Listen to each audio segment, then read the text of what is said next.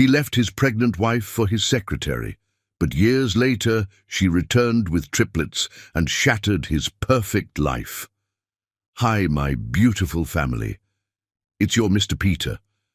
I know many of you feel my introductions are long and familiar, and I hear you with love. I never meant to repeat, only to reach, so today no long opening, just a prayer from my heart to yours. May peace cover you like sunlight. May joy find you in quiet moments. May love walk beside you when no one else can. And may you always remember, you are seen, you are valued, you are loved. Now, my sweet family, please don't leave the story in the middle. Every line was written for you. Every moment matters. Like, comment, and share if this story touches you, and tell me honestly how James did today. Your voice shapes everything here. Let's begin. With all my love, always. The Manhattan skyline blazed against the twilight sky as Darlene Hill stepped from her black Bentley Bentayga onto Fifth Avenue's pristine sidewalk. 8 years had forged her transformation from a broken, pregnant woman clutching divorce papers to the CEO of Phoenix Industries, a $500 million empire bearing her middle name. Tonight marked more than a return to the city that witnessed her destruction. She returned as its conqueror. "Miss Hill, the penthouse is ready for your arrival," her assistant, James, spoke softly into his earpiece as he held the car door. "Camden and the children landed 20 minutes ago. They're waiting for you."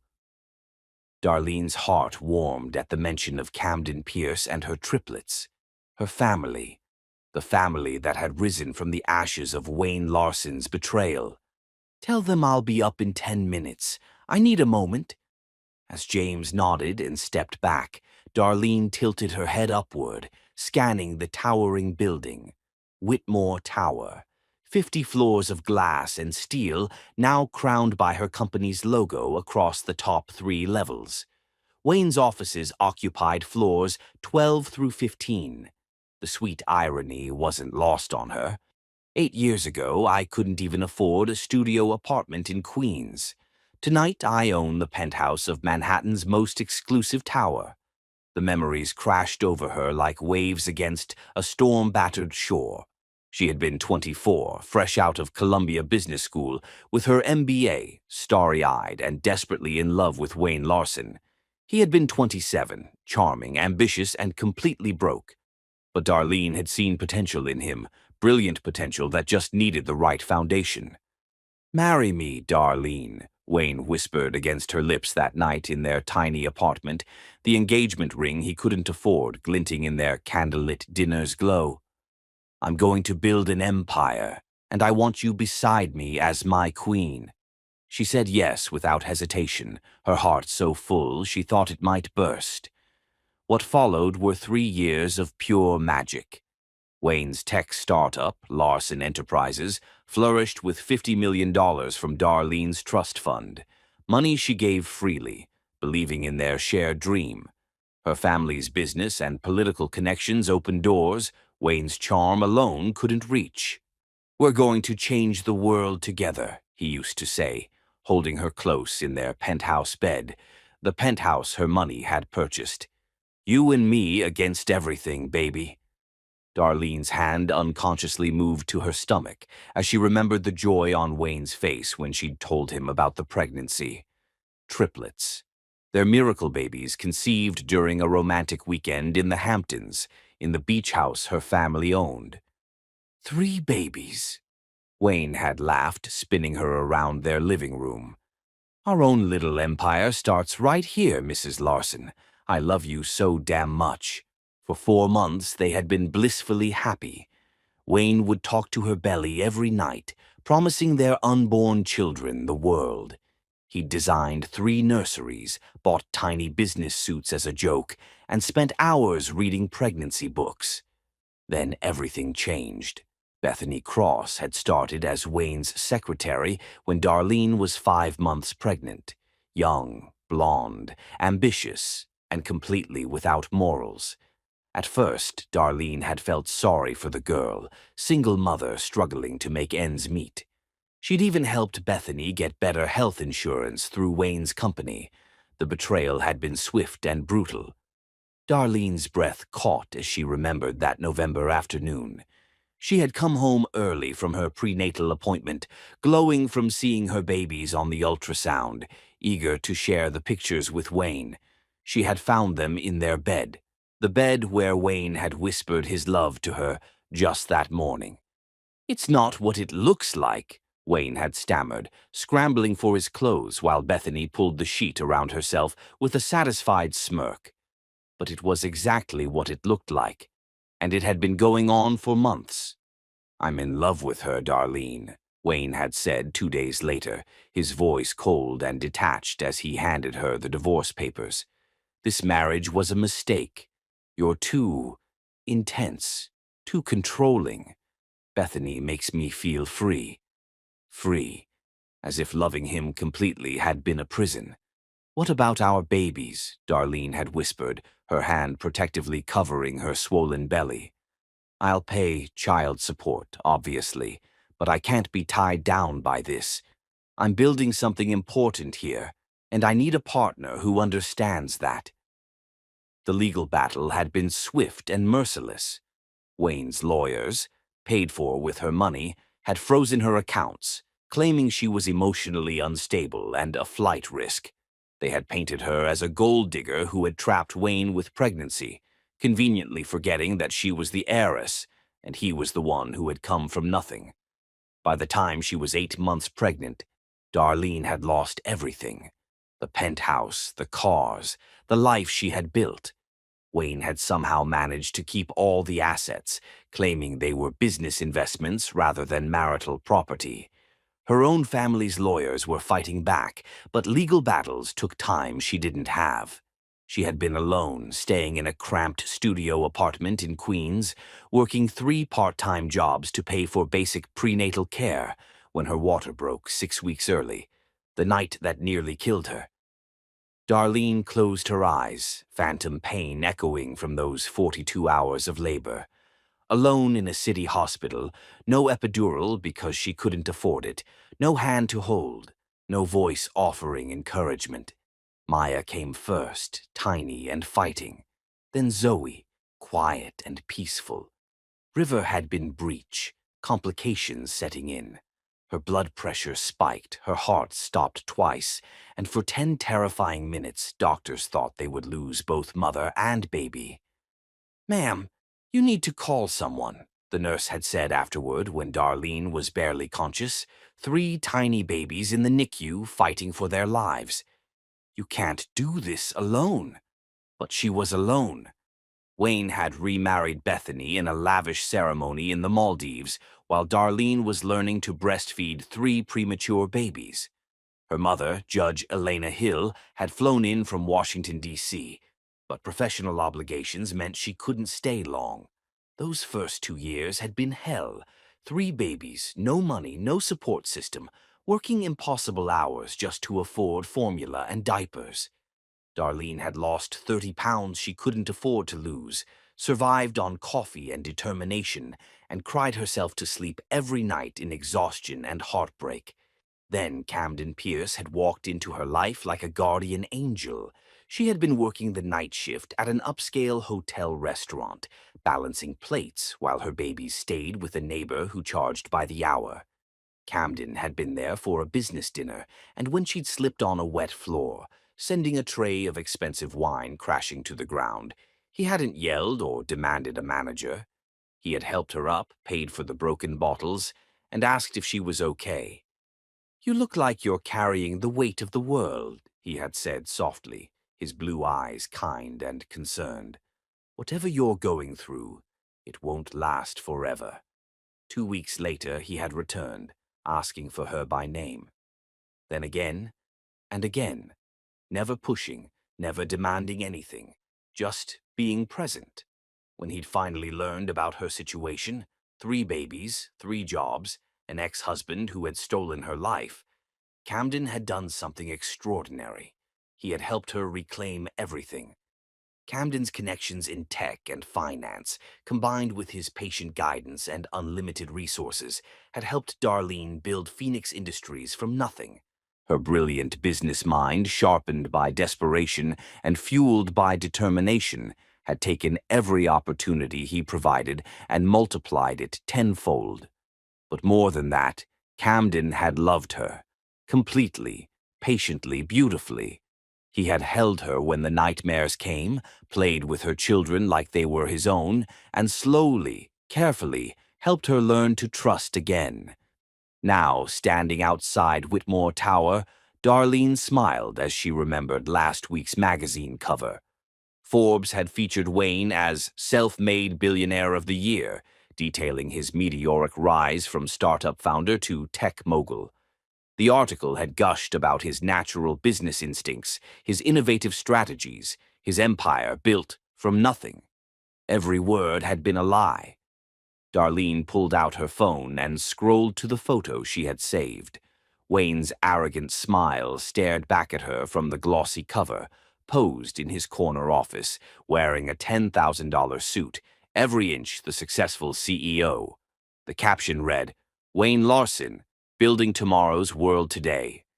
Building it with my money, my connections, my dreams," Darlene thought, her dark eyes hardening with purpose. "Time to collect what you owe me, Wayne, with interest." She had already begun the process. Phoenix Industries had quietly acquired several of Wayne's key clients over the past 6 months. Her mother, now a federal judge, had connections throughout the SEC who were very interested in reviewing some of Wayne's more questionable business practices. And Camden's brother Marcus, an investigative journalist with the Wall Street Journal, was preparing an expose that would shatter Wayne's self-made narrative forever. But the real revenge wouldn't be business or legal. It would be personal. It would be watching Wayne realize that the empire he thought he had built was nothing more than a house of cards, and she held all the wins. "Miss Hill?" James appeared at her elbow. Camden called. "The children are getting restless. Maya's practicing her presentation for tomorrow's school fundraiser, and River's asking when you're coming up for story time." Darlene's expression softened instantly. Her baby's 7 years old now, brilliant and beautiful, and everything good in her world. Wayne had no idea they existed. She had made sure of that. In his mind, she had disappeared completely after the divorce, probably failing and struggling somewhere he didn't have to think about. Tomorrow night, all of that would change. "Tell them I'm on my way up," Darlene said, her voice warm with love and anticipation. "And James? Confirm my attendance at the Whitmore Charity Gala tomorrow evening. Make sure the press knows Phoenix Industries will be making a significant donation." "How significant, ma'am?" Darlene's smile was sharp as a blade.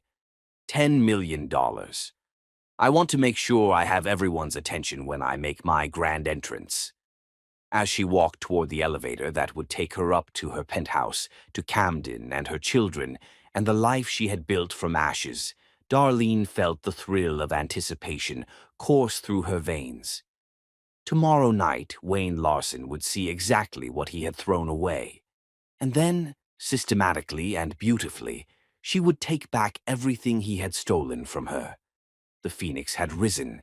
Now it was time to burn down the old world and build a better one from its ashes. Chapter 2. Angels and Demons. The grand ballroom sparkled like a fairy tale, crystal chandeliers casting rainbow prisms across marble floors as Manhattan's elite glittered in designer gowns and tailored tuxedos.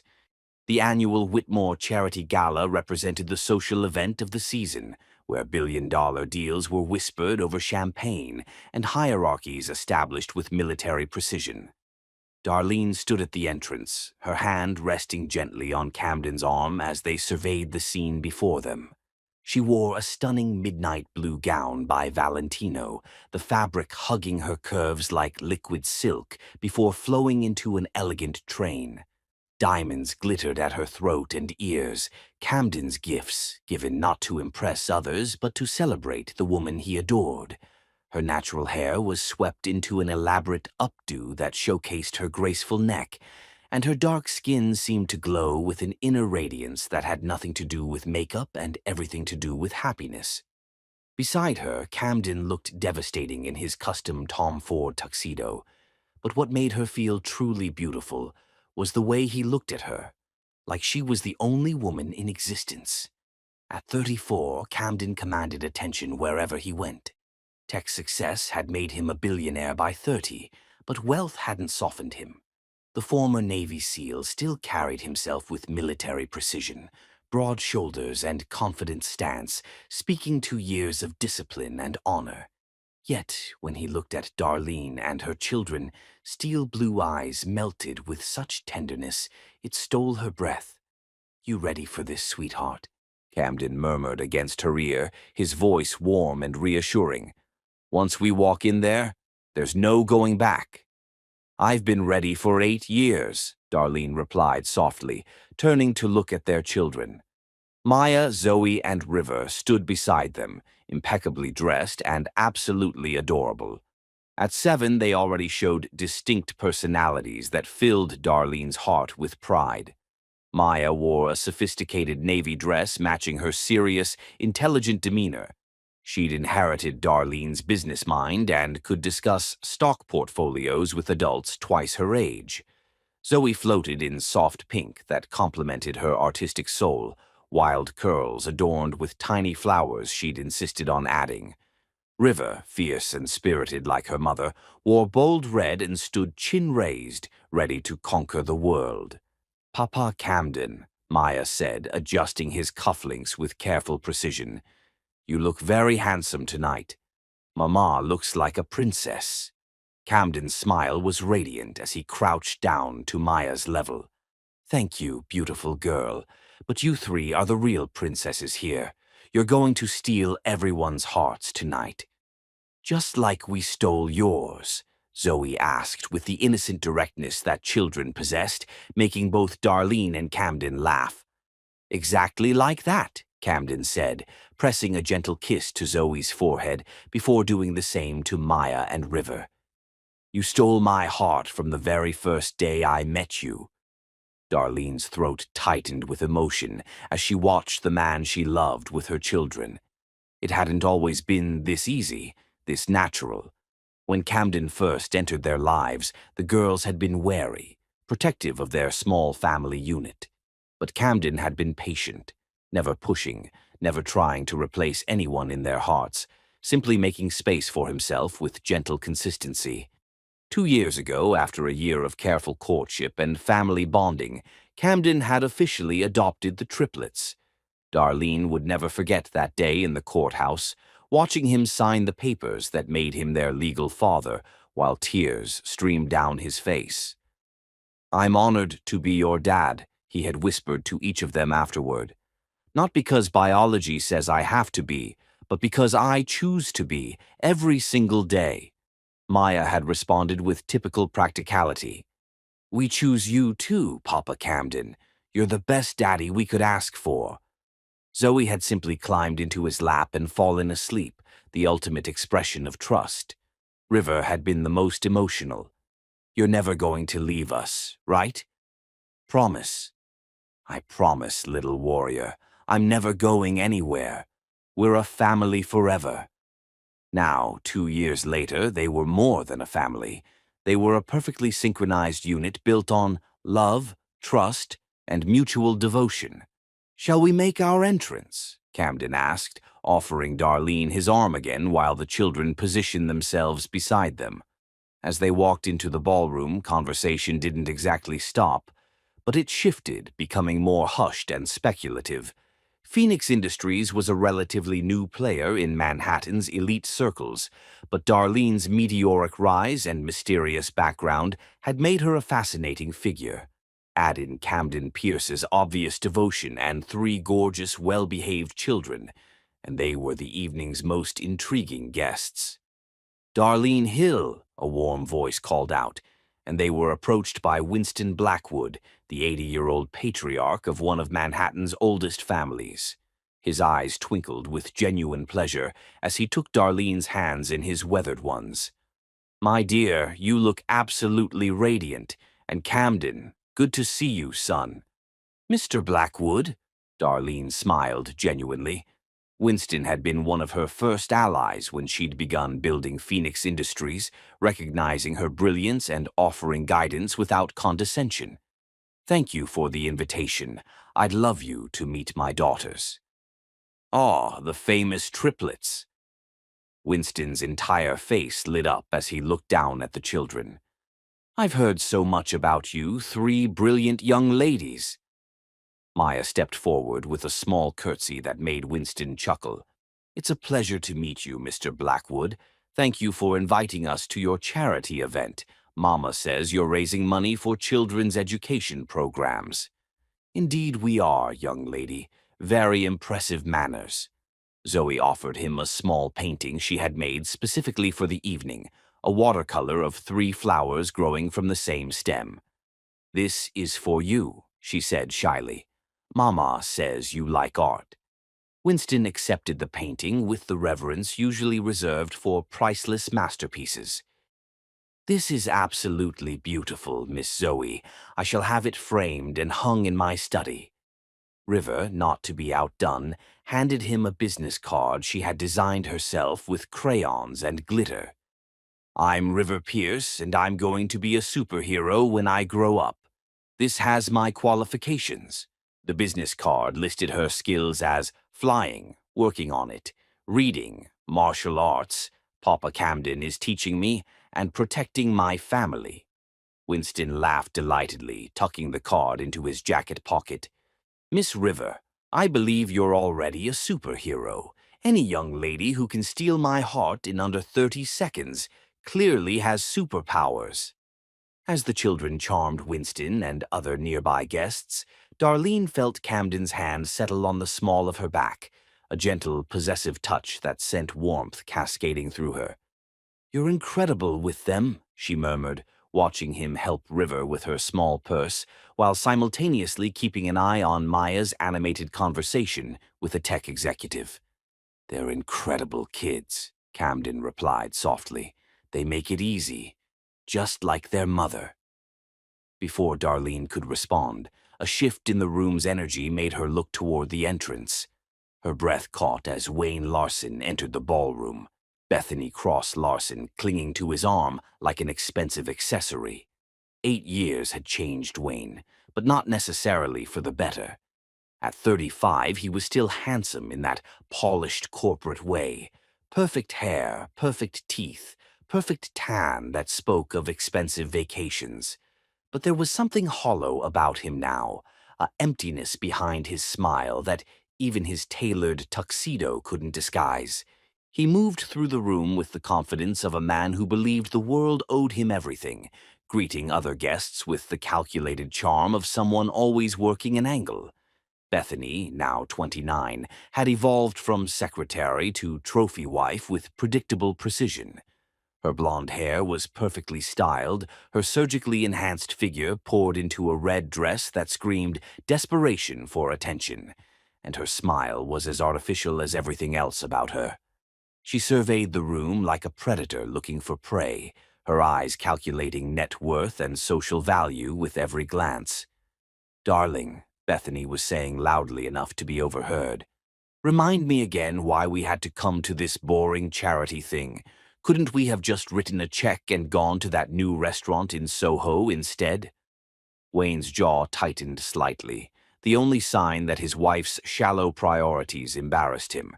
"Because networking is important for business, Bethany. Something you'd understand if you—" He stopped mid-sentence, his words dying in his throat, as his gaze landed on Darlene across the room. The effect was immediate and devastating. Wayne's face went completely white, then flushed red, as if he'd seen a ghost come to life. His hand gripped his champagne glass so tightly that Darlene was surprised it didn't shatter. Bethany, oblivious to her husband's shock, continued chattering about restaurant reservations and weekend plans. But Wayne wasn't listening. He was staring at Darlene with an expression of such raw hunger and regret that it made her stomach turn. "He's looking at me like he's drowning, and I'm the only life preserver in sight," Darlene thought with grim satisfaction. "Good. Let him drown." Camden, ever perceptive, noticed the shift immediately. His hand tightened protectively on Darlene's waist, and his body language shifted subtly, positioning himself slightly in front of her and the children without making it obvious. Years of military training had taught him to read threats, and right now, Wayne Larson was definitely a threat. Maybe not physical, but emotional and psychological threats could be just as dangerous. "Is that him?" Camden asked quietly, his voice carefully neutral but his eyes hard as steel. "That's him," Darlene confirmed, her own voice steady despite the emotions churning in her chest. Across the room, Wayne had finally noticed Camden and the children. His expression shifted from shocked hunger to confused pain as he took in the perfect family picture they presented. Camden's protective stance, the children's obvious comfort and security, Darlene's radiant happiness. It was everything Wayne had thrown away, rebuilt and perfected, without him. "Daddy, who is that man staring at us?" River asked, her young voice cutting through the adult tension with uncomfortable clarity. At 7, she was old enough to sense when something was wrong, and her protective instincts, inherited from her mother, were already activating. Camden immediately shifted his attention to River, crouching down to her level. "Just someone your mother used to know, Princess. Nothing for you to worry about. Papa's here, and nothing bad is going to happen to our family." "Promise?" River asked, her small hand reaching for his larger one. "Promise," Camden said firmly, pressing a kiss to her knuckles in a gesture so tender that several nearby guests smiled at the display of paternal devotion. Maya, ever observant, had followed the line of tension and spotted Wayne as well. "Mama," she said quietly, moving closer to Darlene's side, "is that man making you sad?" Darlene looked down at her eldest daughter's serious face and felt a fierce surge of maternal love. "No, baby girl, he can't make me sad anymore. I have you 3 and Papa Camden. I have everything I need to be happy." "Good," Maya said with satisfaction, "because you deserve to be happy all the time." Out of the mouths of babes, Darlene thought, her heart swelling with love for her perceptive daughter. The evening progressed with careful choreography, Wayne and Bethany circulating on one side of the ballroom, while Darlene's family stayed on the other. But Darlene could feel Wayne's eyes on her constantly, a weight she had once welcomed but now found suffocating. As the charity auction began, Darlene prepared to make her move. She had promised a $10 million donation for a reason. When the time came, when all eyes were on her and her generosity was the talk of the evening, Wayne would finally understand that the broken woman he had abandoned no longer existed. In her place stood a phoenix, risen from the ashes of his betrayal, surrounded by a love more pure and powerful than anything they had ever shared. The war was about to begin. Chapter 3: Collision of Souls. The charity auction was in full swing when Wayne made his move. Darlene had been bidding strategically throughout the evening, $50,000 for a Tuscan villa week, $75,000 for rare vintage wine, $100,000 for a private Grammy winner concert. Each bid calculated to showcase wealth without seeming ostentatious, building toward the moment that would change everything. Camden stood beside her, his hand resting protectively on her lower back as they watched their children charm everyone around them. Maya was discussing investment portfolios with a hedge fund manager who seemed genuinely impressed by her 7-year-old insights. Zoe had found kindred spirits in a group of art collectors who were cooing over her watercolor sketches. River was regaling a retired general with her plans for a superhero academy where children could learn to protect their families. "They're going to rule the world someday," Camden murmured against Darlene's ear, his breath warm and comforting. "Just like their mother." Darlene smiled, leaning into his solid warmth. They already rule mine. The auctioneer's voice boomed across the ballroom. Ladies and gentlemen, our final item tonight is truly extraordinary. A week-long private island retreat in the Maldives, complete with staff, yacht, and helicopter access. Bidding starts at $1 million. This was it, Darlene's moment. She raised her paddle immediately. 1 million. 2 million, called out a pharmaceutical heiress from across the room. 3 million, Darlene responded without hesitation. The bidding war began in earnest, but Darlene had no intention of losing. As the price climbed to 5 million, then 7, the crowd began to thin out, leaving only the most serious bidders. When it reached 9 million, only Darlene and one other bidder remained. 9.5 million, the pharmaceutical heiress called out, her voice strained. Darlene stood up slowly, every eye in the ballroom focused on her. She could feel Wayne's burning gaze from across the room, could sense the collective intake of breath as everyone waited to see what the mysterious CEO of Phoenix Industries would do. $10 million, Darlene said clearly, her voice carrying across the stunned silence. And I'd like to donate the retreat back to the charity for next year's auction. The ballroom erupted in applause and shocked murmurs. $20 million in one gesture, 10 for the winning bid, and another 10 in the donated value of the retreat. It was the single largest contribution in the gala's 50-year history. Winston Blackwood approached the microphone, his aged face beaming with admiration. Ladies and gentlemen, this extraordinary generosity from Ms. Darlene Hill and Phoenix Industries will fund our children's education programs for the next 5 years, a true angel among us tonight. As the applause continued, Darlene felt a familiar presence behind her, a scent that once meant home, and now made her stomach clench with remembered pain. "Hello, Darlene." Wayne's voice was exactly as she remembered, smooth, confident, with that slight rasp that had once made her knees weak. Now it just made her angry. Camden immediately stepped closer, his military instincts on high alert. But Darlene placed a gentle hand on his arm. "It's okay," she murmured. "I've got this." She turned slowly, deliberately, letting Wayne see every inch of the woman she'd become. Where once she'd been soft and trusting, now she was sharp and dangerous. Where once she'd looked at him with adoration, now her dark eyes held nothing but frost. "Wayne," she said coolly, as if he were a stranger whose name she barely recalled. "How unexpected." Up close, the 8 years showed more clearly.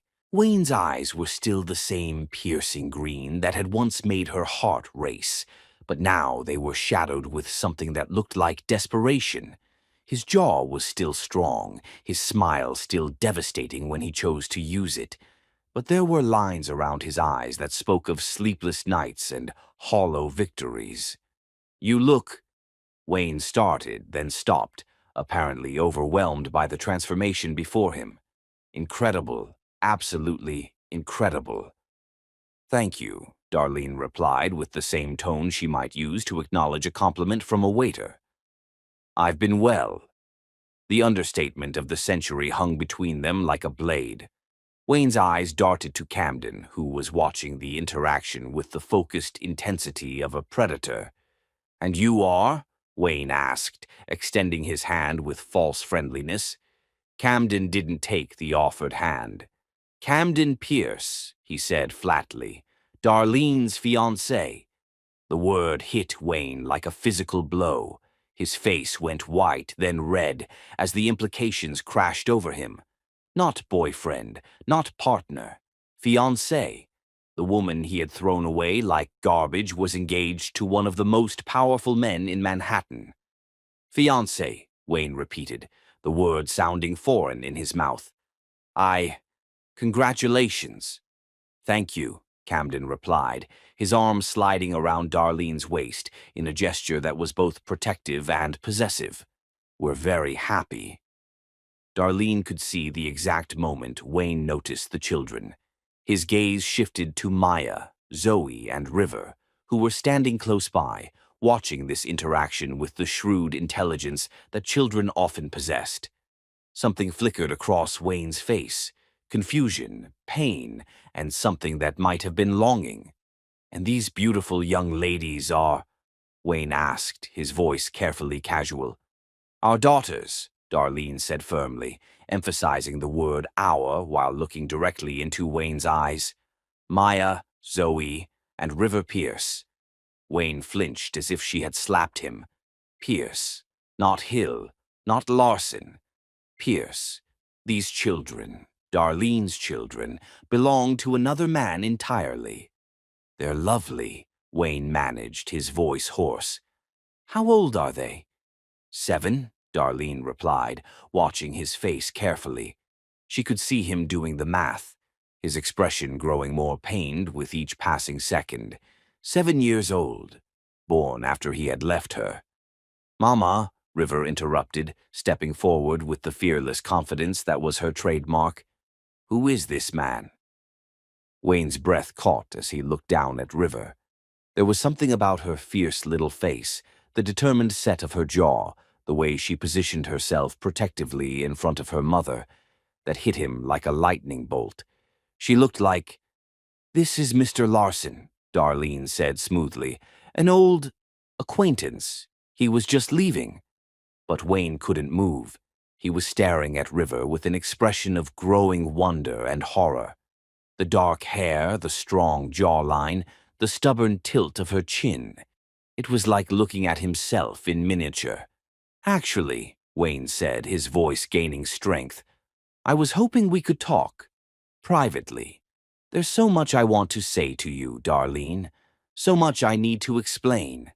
"There's nothing to explain," Darlene replied, her voice like ice. "And nothing to discuss. The past is the past, Wayne. I've moved on."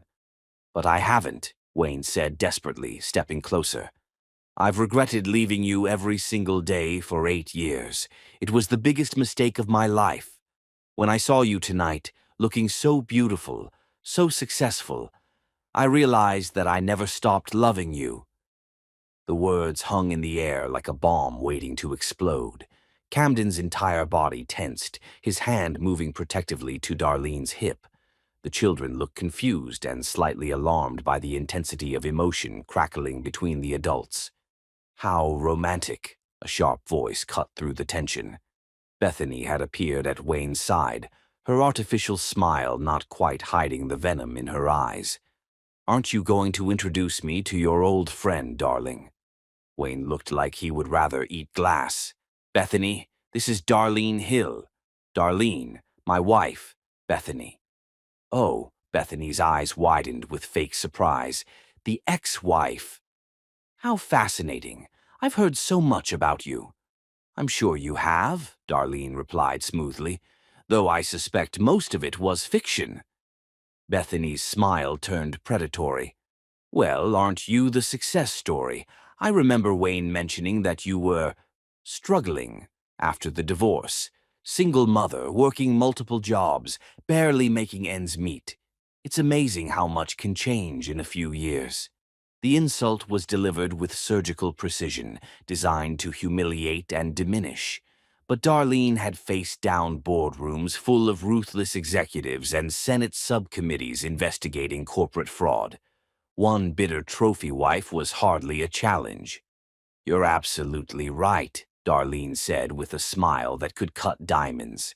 "Amazing how quickly things can turn around when you're not being held back by dead weight." The barb hit its mark. Wayne winced visibly while Bethany's face flushed red with anger. "Ladies and gentlemen," Winston Blackwood's voice boomed over the sound system, "if I could have your attention for one final announcement." The ballroom quieted as all eyes turned to the stage where Winston stood, with a massive check made out to the Children's Education Foundation. "Thanks to the extraordinary generosity of Ms. Darlene Hill and Phoenix Industries, we have raised a record-breaking $27 million tonight. But more than that, We have witnessed the kind of philanthropy that changes lives and builds futures. Ms. Hill, would you care to say a few words?" Darlene glanced at Camden, who nodded encouragingly. She kissed each of her daughters on the forehead, whispered something that made them giggle, and walked toward the stage with the grace of a queen. As she took the microphone, every person in the ballroom was focused on her. She was luminous under the spotlights, powerful and beautiful, and completely in control. "Thank you, Mr. Blackwood," she began, her voice carrying clearly across the silent room. "8 years ago, I learned that sometimes life strips everything away, but I also learned that when you have nothing left to lose, you become capable of extraordinary things." Her eyes found Wayne in the crowd, and for a moment they were the only two people in the room. "Tonight, I'm reminded that our greatest failures often become foundations for our greatest successes. Sometimes those who hurt us most end up giving us the most precious gifts, the chance to discover who we really are and what we're truly capable of achieving." She paused, letting the words sink in.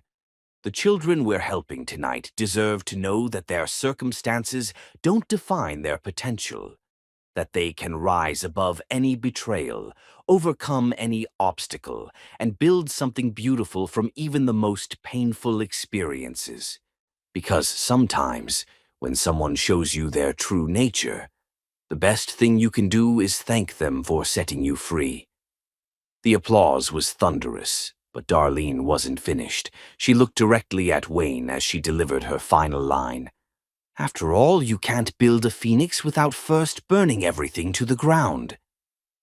As she left the stage, Darlene felt the weight of Wayne's stare like a physical thing. She had just declared war in the most public way possible, and everyone in that room, including Wayne, knew it. The collision of their souls was complete. Now the real battle could begin. Chapter 4. The Children He Never Knew. 3 days after the charity gala, Wayne sat in his corner office on Whitmore Tower's 15th floor, staring at a photograph from Manhattan Society magazine. The image showed Darlene presenting the oversized check to Winston Blackwood, but Wayne's eyes weren't on his ex-wife. They were fixed on 3 little girls standing beside Camden Pierce in the background. River Pierce, Maya Pierce, Zoe Pierce, 7 years old. Wayne's hands trembled slightly as he held the magazine closer, studying every detail of their faces. River's determined jawline that matched his own. Maya's serious expression that reminded him of Darlene when she was focused on business. Zoe's artistic soul that seemed to shine through her gentle smile. His children. The certainty hit him like a physical blow, even without DNA tests or birth certificates. The timeline was perfect. They would have been born roughly 6 months after he'd abandoned Darlene. The resemblances were undeniable, especially in River, who looked like his clone with longer hair and Darlene's beautiful dark skin. The intercom buzzed, startling him from his obsessive study. "Mr. Larson, your wife is here to see you." Wayne quickly shoved the magazine into his desk drawer. "Send her in." Bethany swept into his office wearing a designer dress that cost more than most people's monthly salary, her blonde hair perfectly styled, despite the fact that it was barely 10 a.m. She had the particular energy of someone who had been shopping and spending his money, which usually irritated Wayne, but today barely registered. "Darling," Bethany purred, settling into the chair across from his desk with practiced grace. "I've been thinking about Saturday night.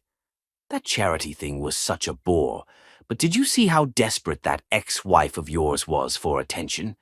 $20 million. So obvious." "Obvious?" Wayne found himself defending Darlene before he could stop himself. "She donated to charity. How is that obvious?" Bethany's perfectly sculpted eyebrows rose. "Oh, please, Wayne. It was clearly a power play. She was trying to show everyone how rich she is now. Probably borrowed it from that boyfriend of hers." "Fiancé," Wayne corrected automatically. "Whatever." Bethany waved a dismissive hand. The point is, she was obviously trying to make you jealous. Did you see how she kept looking at you during her little speech? She's still hung up on you, darling. It's actually kind of pathetic. Wayne stared at his wife in amazement. Had they been at the same event? Darlene had barely acknowledged his existence except to make it clear that she'd moved on completely. If anything, she had looked at him with the kind of cold dismissal usually reserved for particularly annoying insects. I don't think that's what was happening, Wayne said slowly. Bethany leaned forward, her eyes lighting up with the cruel excitement of someone about to deliver gossip. Oh, but wait until you hear what I found out about those children of hers. I did a little digging yesterday. Wayne's entire body went rigid. What kind of digging? Well, you know how I am with social media investigation, Bethany said proudly. Turns out that Camden Pierce isn't their biological father. He adopted them 2 years ago, but there's no record of who the real father is. The birth certificates are sealed, which usually means something scandalous. Maybe she doesn't even know who the father is. Wouldn't that be delicious? Wayne felt sick. The casual cruelty in Bethany's voice, the way she was talking about his children she didn't even know were his, made him want to throw her out of his office. When had she become so vicious? Had she always been this way and he just hadn't noticed? That's enough, Wayne said firmly. I don't want to hear any more gossip about Darlene or her family. Bethany looked shocked. Her family? Wayne, what's gotten into you? Saturday night you couldn't stop staring at her, and now you're defending her honor like some kind of knight in shining armor. She's your ex-wife, not some innocent maiden. She's the mother of 3 children, Wayne snapped, children who don't deserve to be the subject of your petty gossip. Since when do you care about other people's children? Bethany shot back, her mask of sweetness finally slipping. You've made it perfectly clear that you never want kids of our own. In fact, you've been downright hostile about the idea. Wayne opened his mouth to respond, then closed it. She was right. He had been adamant about not wanting children with Bethany, always claiming that kids would interfere with his business goals and lifestyle. But the truth was more complicated. Every time Bethany brought up having babies, all he could think about was the children he might have had with Darlene, the family he had thrown away. This conversation is over, Wayne said, turning back to his computer. I have work to do. Bethany stood up, her face flushed with anger. Fine, but don't think I don't know what's happening here, Wayne. You're having some kind of midlife crisis fantasy about your perfect ex-wife and her perfect little family. But let me remind you of something. You chose me. You left her for me. And I won't be discarded just because you're feeling nostalgic. After she left, slamming the door behind her, Wayne pulled the magazine back out of his drawer. This time he studied the photo more carefully, focusing on the family dynamics visible in the background image. Camden had his hand on River's shoulder while she showed him something in a small notebook, probably her superhero plans. Maya was standing close to Darlene, their heads bent together as they whispered about something that made them both smile. Zoe was holding Camden's other hand, her face turned up toward him with complete trust and adoration. It was a picture of a perfect family, a family that should have been his. By lunchtime, Wayne had made a decision that would have horrified his rational mind if he'd been thinking clearly. He left his office and drove to the exclusive private school that he'd discovered the children attended, information that had cost him a significant bribe to a private investigator. But money was no object when it came to learning about his daughters. Whitmore Preparatory Academy was exactly the kind of school Wayne had dreamed of sending his children to someday.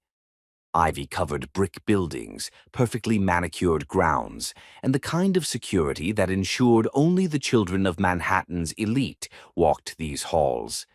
The fact that Darlene could afford to send 3 children here simultaneously was another reminder of just how successful she had become. Wayne parked across the street and waited. He told himself he just wanted to see them again, to confirm what he already knew in his heart. He wasn't planning to approach them or interfere with their lives. He just needed to see his children. At 3:15 p.m., the school doors opened and students began streaming out. Wayne's heart nearly stopped when he spotted them immediately. 3 little girls walking together toward the pickup area. Maya carried what looked like a science project, Zoe had a paint-splattered smock over her uniform, and River was animatedly explaining something that required extensive hand gestures. They were beautiful, perfect, everything he had lost and didn't even know existed. A familiar figure appeared in the pickup line, Camden Pierce, driving a black Range Rover and wearing casual clothes that somehow made him look even more devastatingly handsome than he had in a tuxedo. Wayne watched with growing resentment as his children's faces lit up at the sight of the man they called father. "Papa Camden!" River broke away from her sisters and ran toward the car, launching herself into Camden's arms with complete trust that he would catch her. Camden spun her around, laughing at whatever she was telling him, before setting her down and crouching to her level to give her his full attention. Maya and Zoe approached more calmly, but their faces showed the same joy and love that River's did. Wayne watched Camden help each girl into the car, making sure their seatbelts were properly fastened, listening to their chatter about their day, responding to their questions with patience and genuine interest. It was everything Wayne had imagined doing with his own children someday, and Camden was doing it with natural ease and obvious love. As the Range Rover pulled away from the school, Wayne made another impulsive decision. He followed them. The drive led to Central Park, where Camden parked near the playground. Wayne watched from his car as his family, because that's what they were, he realized with painful clarity, spent the afternoon playing together. Camden pushed Zoe on the swings while Maya showed off her monkey bar skills, and River challenged other children to races around the playground. It was domestic and perfect, and everything Wayne had never appreciated when he'd had the chance to build it himself. His phone buzzed with a text from Bethany. "Dinner at Cipriani tonight with the Hendersons. Don't be late." Wayne stared at the message, then at the scene in front of him. Camden was now helping all 3 girls build an elaborate sandcastle, his expensive clothes forgotten as he knelt in the dirt beside them. Their laughter carried across the playground, bright and joyful and completely unself-conscious. Wayne deleted Bethany's text without responding. For 2 hours he watched his children play with the man who had taken his place in their lives. Camden was everything Wayne hadn't been, patient, present, completely focused on the children's happiness rather than his own ambitions. When Zoe scraped her knee on the slide, Camden cleaned and bandaged it with supplies from what was obviously a well-stocked first aid kit in his car. When Maya got frustrated with a math problem she was working on, Camden sat beside her on a bench and helped her work through it step by step. When River challenged him to a race, Camden ran with her, letting her win but making it look like genuine competition. As the sun began to set, Wayne watched Camden gather up their things while the girls helped clean up the playground area. Clearly a family rule about leaving places better than they found them. Before they left, Camden pulled all 3 girls into a group hug that made Wayne's chest ache with jealousy and loss. That night, Wayne couldn't focus on dinner with the Hendersons. He barely heard Bethany's complaints about the restaurant service or her plans for their upcoming vacation to Monaco. All he could think about were 3 little girls who called another man Papa and had no idea their biological father was desperately watching them from the shadows. When they got home to their penthouse, the penthouse that Darlene's money had originally purchased, Wayne went straight to his study and opened his laptop. It was time to learn everything he could about the children he had never known existed. The children who should have been his but belonged to Camden Pierce instead. The children who represented everything he had lost when he'd chosen ambition over love, and shallow attraction over the deep connection he'd shared with their mother. His beautiful daughters, who were growing up without him, loved by a better man than he had ever been. Wayne's obsession had officially begun. Chapter 5: Truth in Innocent Eyes. The private investigator's report landed on Wayne's desk at exactly 9:47 a.m. on a Thursday. That would shatter everything. The manila envelope was thicker than expected, and his hands trembled as he broke the seal. For 3 weeks, he'd been paying Davidson Investigations an exorbitant sum to uncover the truth about Darlene's children. And now that truth lay literally in his hands. He spread the documents across his mahogany desk, his heart pounding as he began to read. Birth certificates, hospital records, medical files, financial records from those early years when Darlene had struggled as a single mother. The first document confirmed what Wayne already knew in his soul. Maya Hill, Zoe Hill, and River Hill had been born on March 15th, 8 years ago, at Mount Sinai Hospital. Triplets, born 6 weeks premature to Darlene Hill, age 24. Father listed as unknown. But the hospital records told a different story. Wayne's name appeared throughout Darlene's medical files as emergency contact, insurance beneficiary, next of kin. During her pregnancy, she'd listed him as the father on all preliminary paperwork. Only after their divorce was finalized, while she was 7 months pregnant, had his name been systematically removed and replaced with unknown. Wayne's breathing became labored as he read the birth summary. Emergency cesarean due to preeclampsia and fetal distress. Patient suffered cardiac arrest during delivery. Resuscitated after 4 minutes. Babies born critically premature, requiring immediate NICU care. 4 minutes. Darlene had been dead for 4 minutes while giving birth to their children, alone in a hospital room because Wayne had been too busy honeymooning with Bethany to care what happened to the woman he'd abandoned. The financial records painted an even more devastating picture. In the months after the children's birth, Darlene had worked 3 jobs while caring for premature triplets. Her credit cards had been maxed out, paying for specialized formula, medications, and childcare. There were eviction notices, utility shutoffs, and medical bills that stretched into 6 figures, all while Wayne had been living in luxury with Bethany, using Darlene's trust fund money to expand his business empire. But it was the photographs that destroyed him completely. The investigator had obtained security footage from the hospital during those early weeks. Wayne stared at grainy black and white images of Darlene sleeping in NICU chairs, her head pillowed on her arms as she maintained vigil beside 3 tiny incubators. Other photos showed her walking the halls at all hours, pumping breast milk in hospital rooms, meeting with doctors who delivered news that made her shoulders shake with silent sobs. She had been completely alone. The final photograph was a professional portrait taken when the babies were 6 months old, Darlene's first family photo. She looked exhausted but radiant, holding 3 healthy, beautiful babies who had survived against the odds. Maya in a little yellow dress, Zoe in pink, River in purple. The love in Darlene's eyes was unmistakable, but so was the haunted look of someone who had endured trauma that would mark her forever. Wayne's phone rang, jarring him from his horrified study of the documents. The caller ID showed it was his assistant, but Wayne couldn't bring himself to answer. His entire world was crashing down around him as the magnitude of his betrayal became crystal clear. He had 3 daughters, beautiful, brilliant daughters who had nearly died because he hadn't been there when they needed him most. Daughters who had grown up in poverty while he lived in luxury. Daughters who called another man Papa because their real father had abandoned them before they were even born. The intercom buzzed.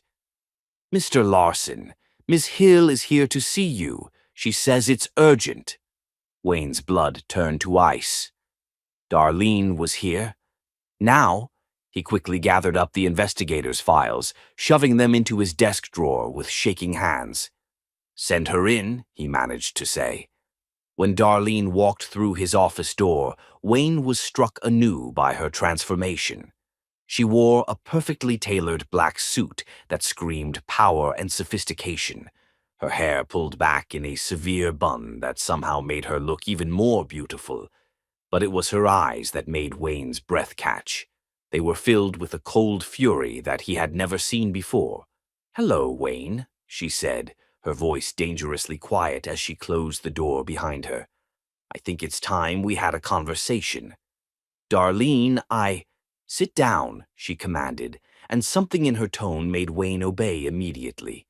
"Do you know why I'm here?" Wayne's mouth was dry as sand.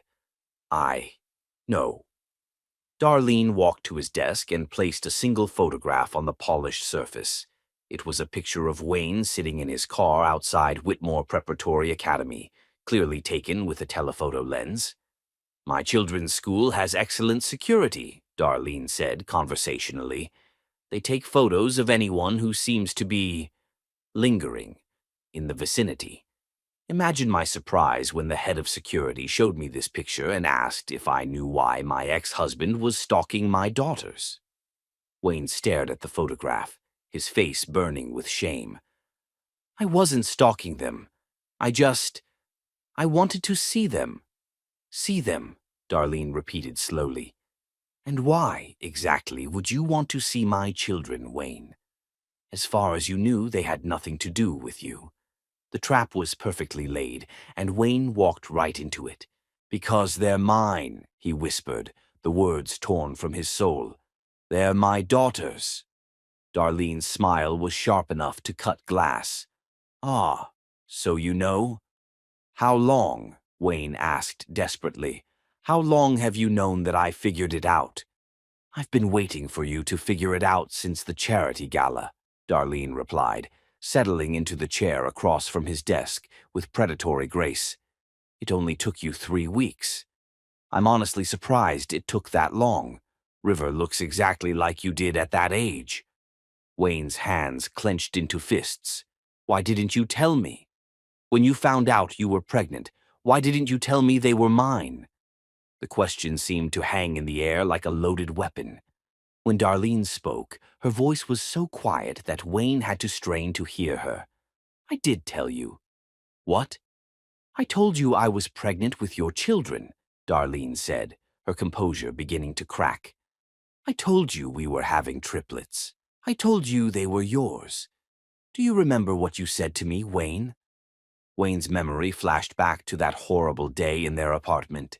Darlene sitting on their couch with tears streaming down her face, ultrasound pictures scattered on the coffee table.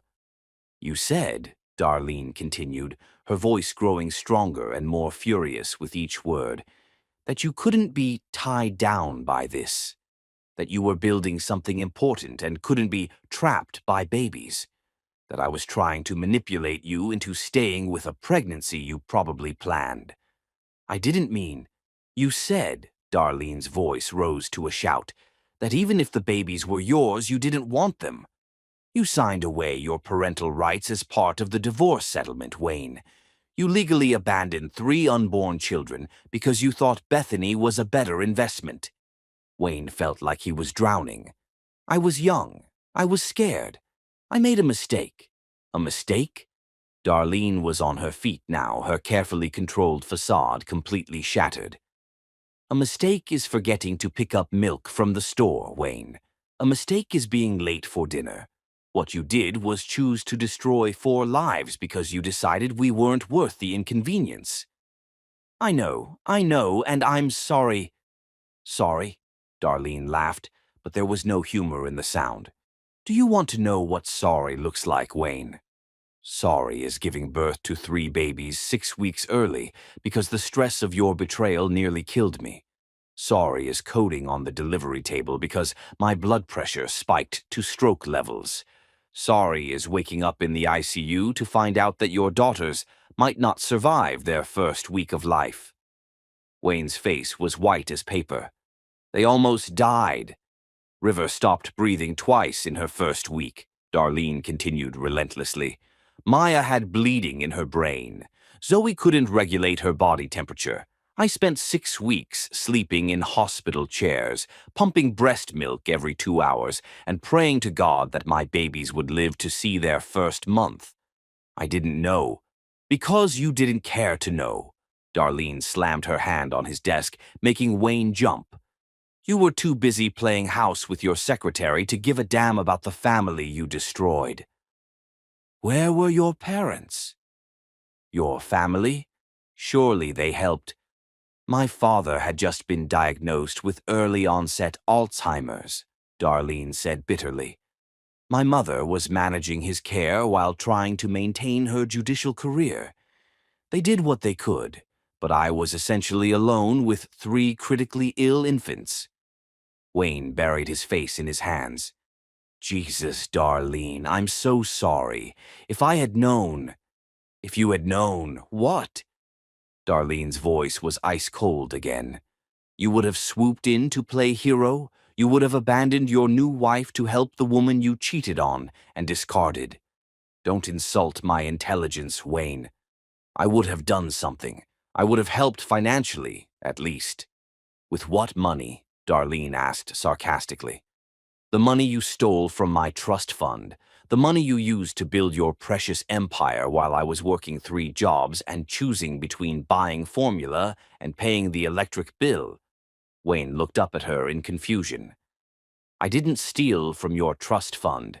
That money was invested in the business. Our business. Our business that you kept entirely for yourself, Darlene corrected. Our business that was built on my family's connections and my financial foundation. Our business that you claimed as your sole creation the moment you decided I was disposable. The truth was starting to sink in, and Wayne felt sick. The Forbes article, the self-made billionaire story, was complete fiction, Darlene finished. Built on my money, using my family's connections, and you've spent 8 years taking credit for my contributions. Tell me, Wayne, how much of Larson Enterprises would exist without that initial $50 million from my trust fund?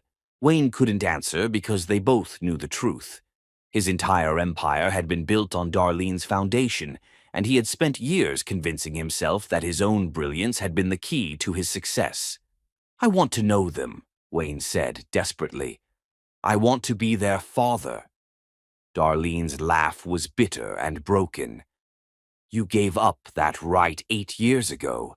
Camden Pierce is their father. He was there for their first steps, their first words, their first day of school.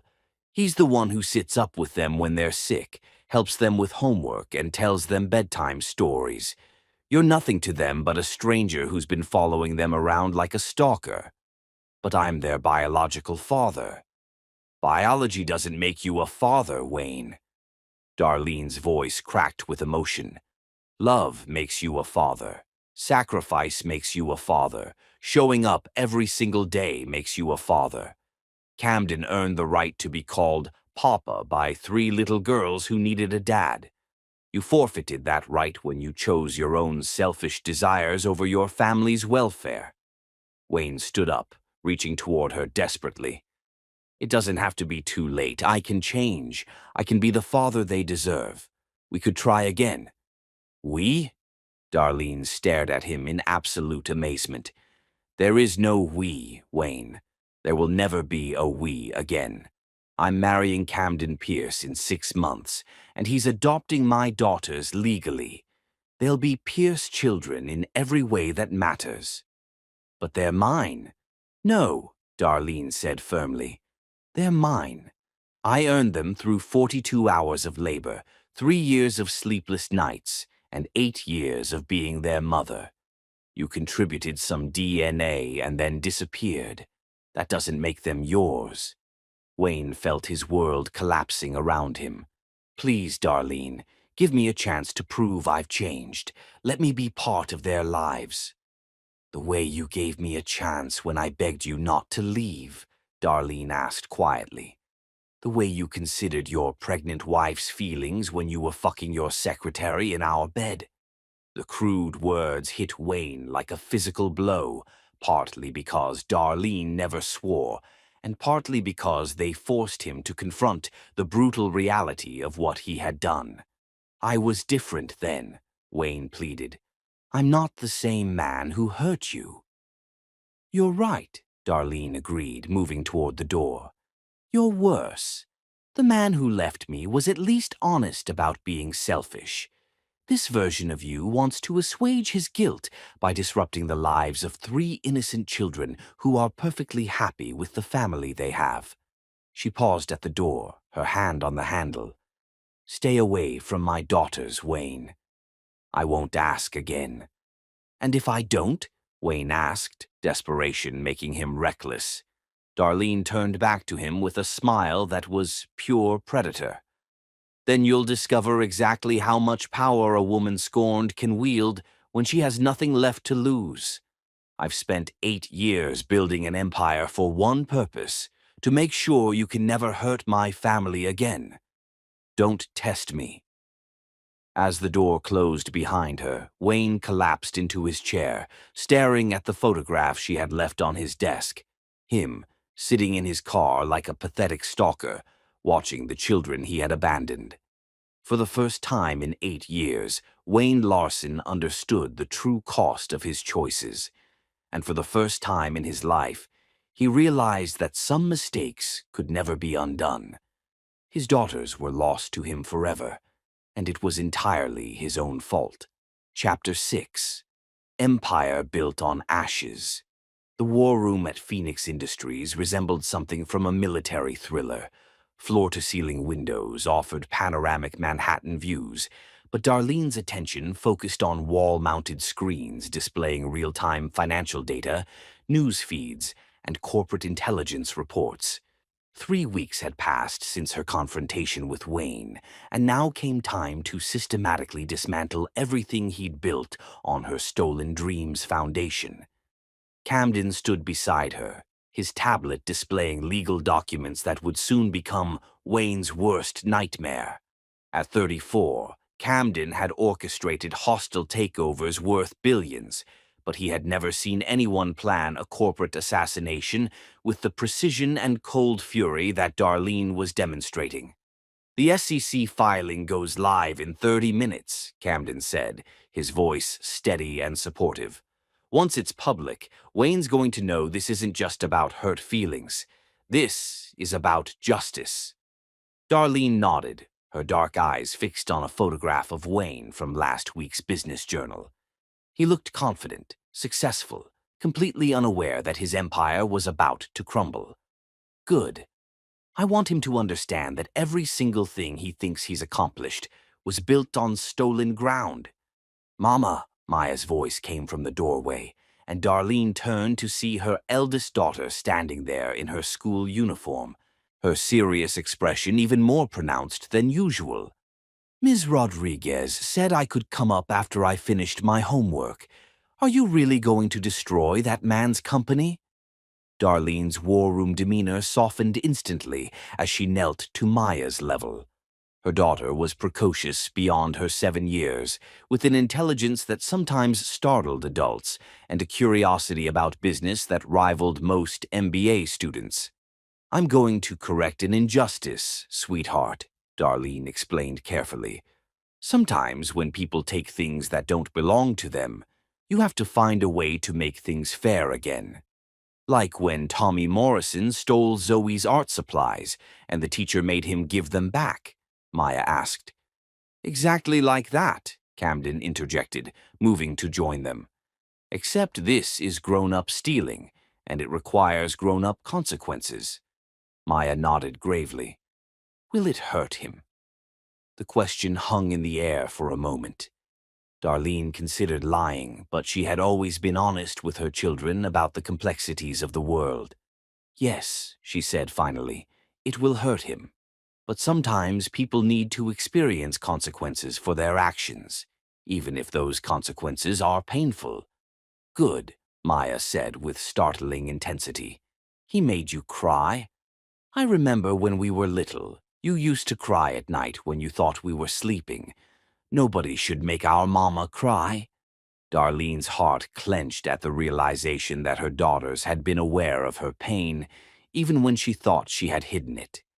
"That's all in the past now, baby girl. We have our family. We have Papa Camden, and we're never going to let anyone hurt us again." Maya hugged her tightly, then looked up at Camden.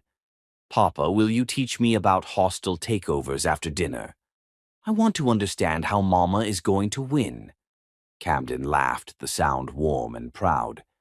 "I think we should start with regular math homework first, Princess. But yes, I'll explain some business concepts after you finish your regular schoolwork." As Maya skipped back to the family area of the penthouse, Darlene's phone rang. Judge Elena Hill's name appeared on the screen, and Darlene answered immediately. "Mama," Darlene said, her voice warming with genuine affection for the woman who had supported her through the darkest period of her life. "Baby girl," Elena's voice was crisp and professional, but Darlene could hear the underlying satisfaction. "I wanted to let you know that the SEC has received our preliminary documentation.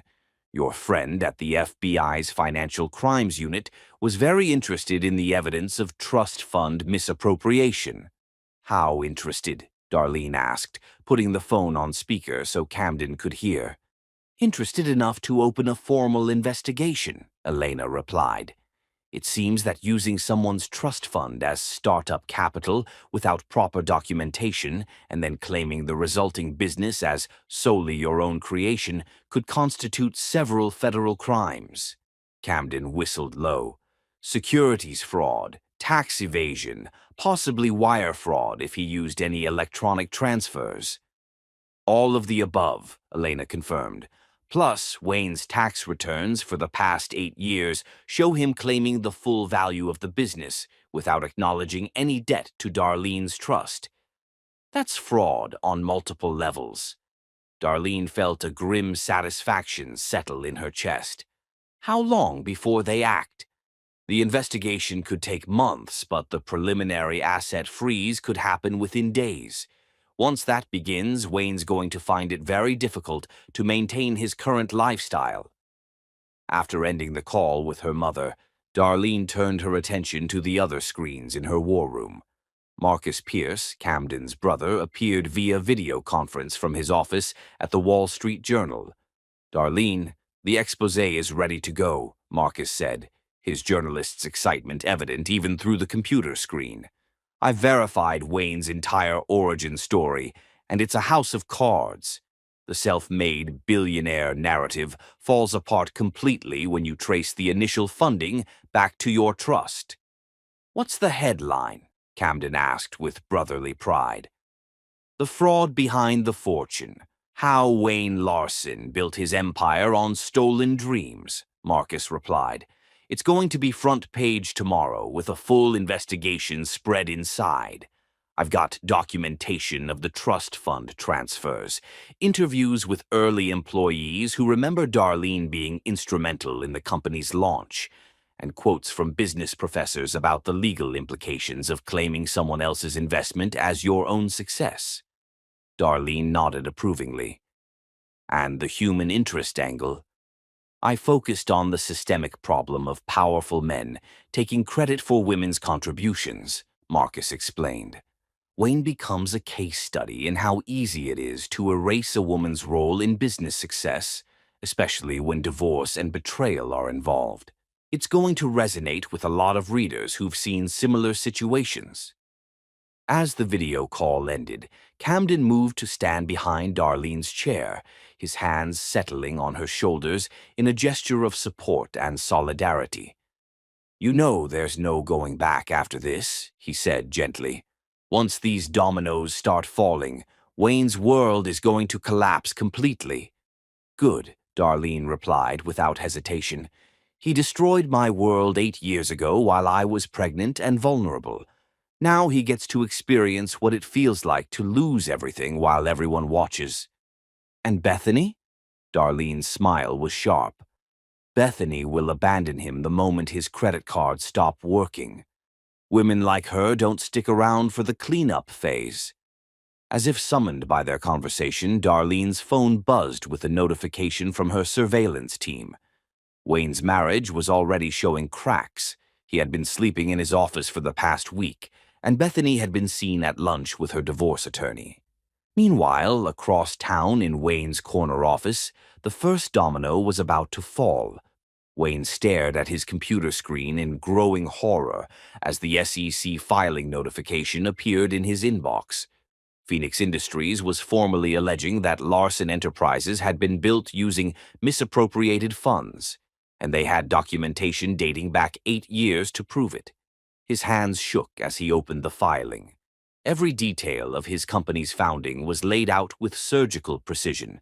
The $50 million investment from Darlene's trust that had never been properly documented as a loan, the gradual transfer of assets into his sole name during their marriage, the systematic removal of Darlene's name from all corporate documents following their divorce.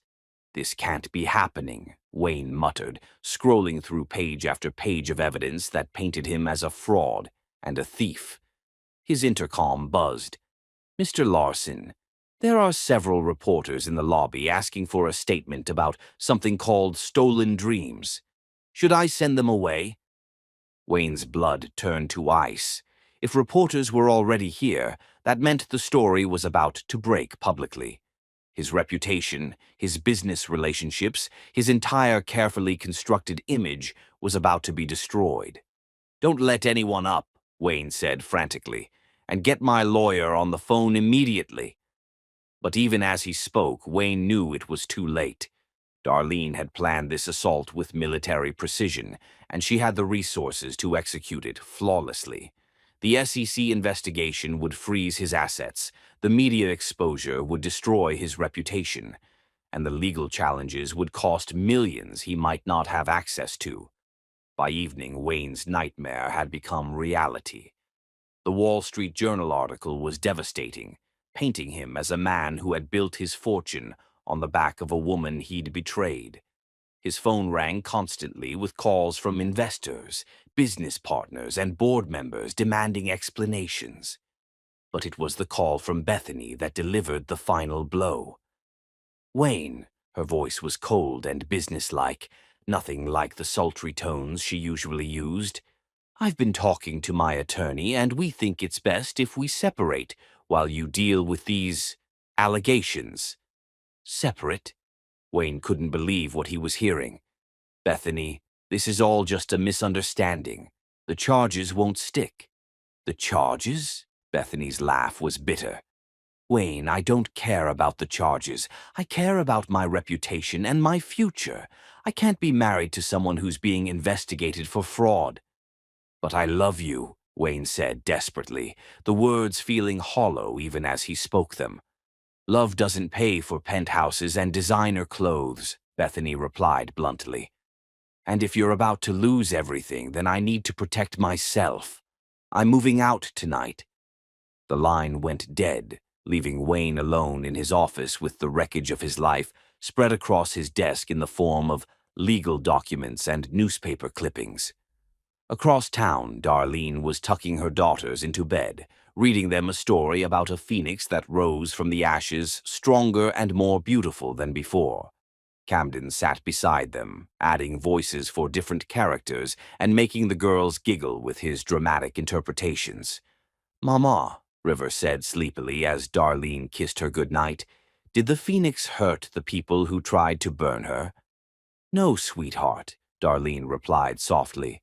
"The phoenix didn't need to hurt anyone. She just showed them that they couldn't destroy something that was meant to soar." As Darlene and Camden left the children's room, Camden pulled her into his arms, his love and admiration evident in every touch. "How does it feel?" he asked, pressing a gentle kiss to her forehead.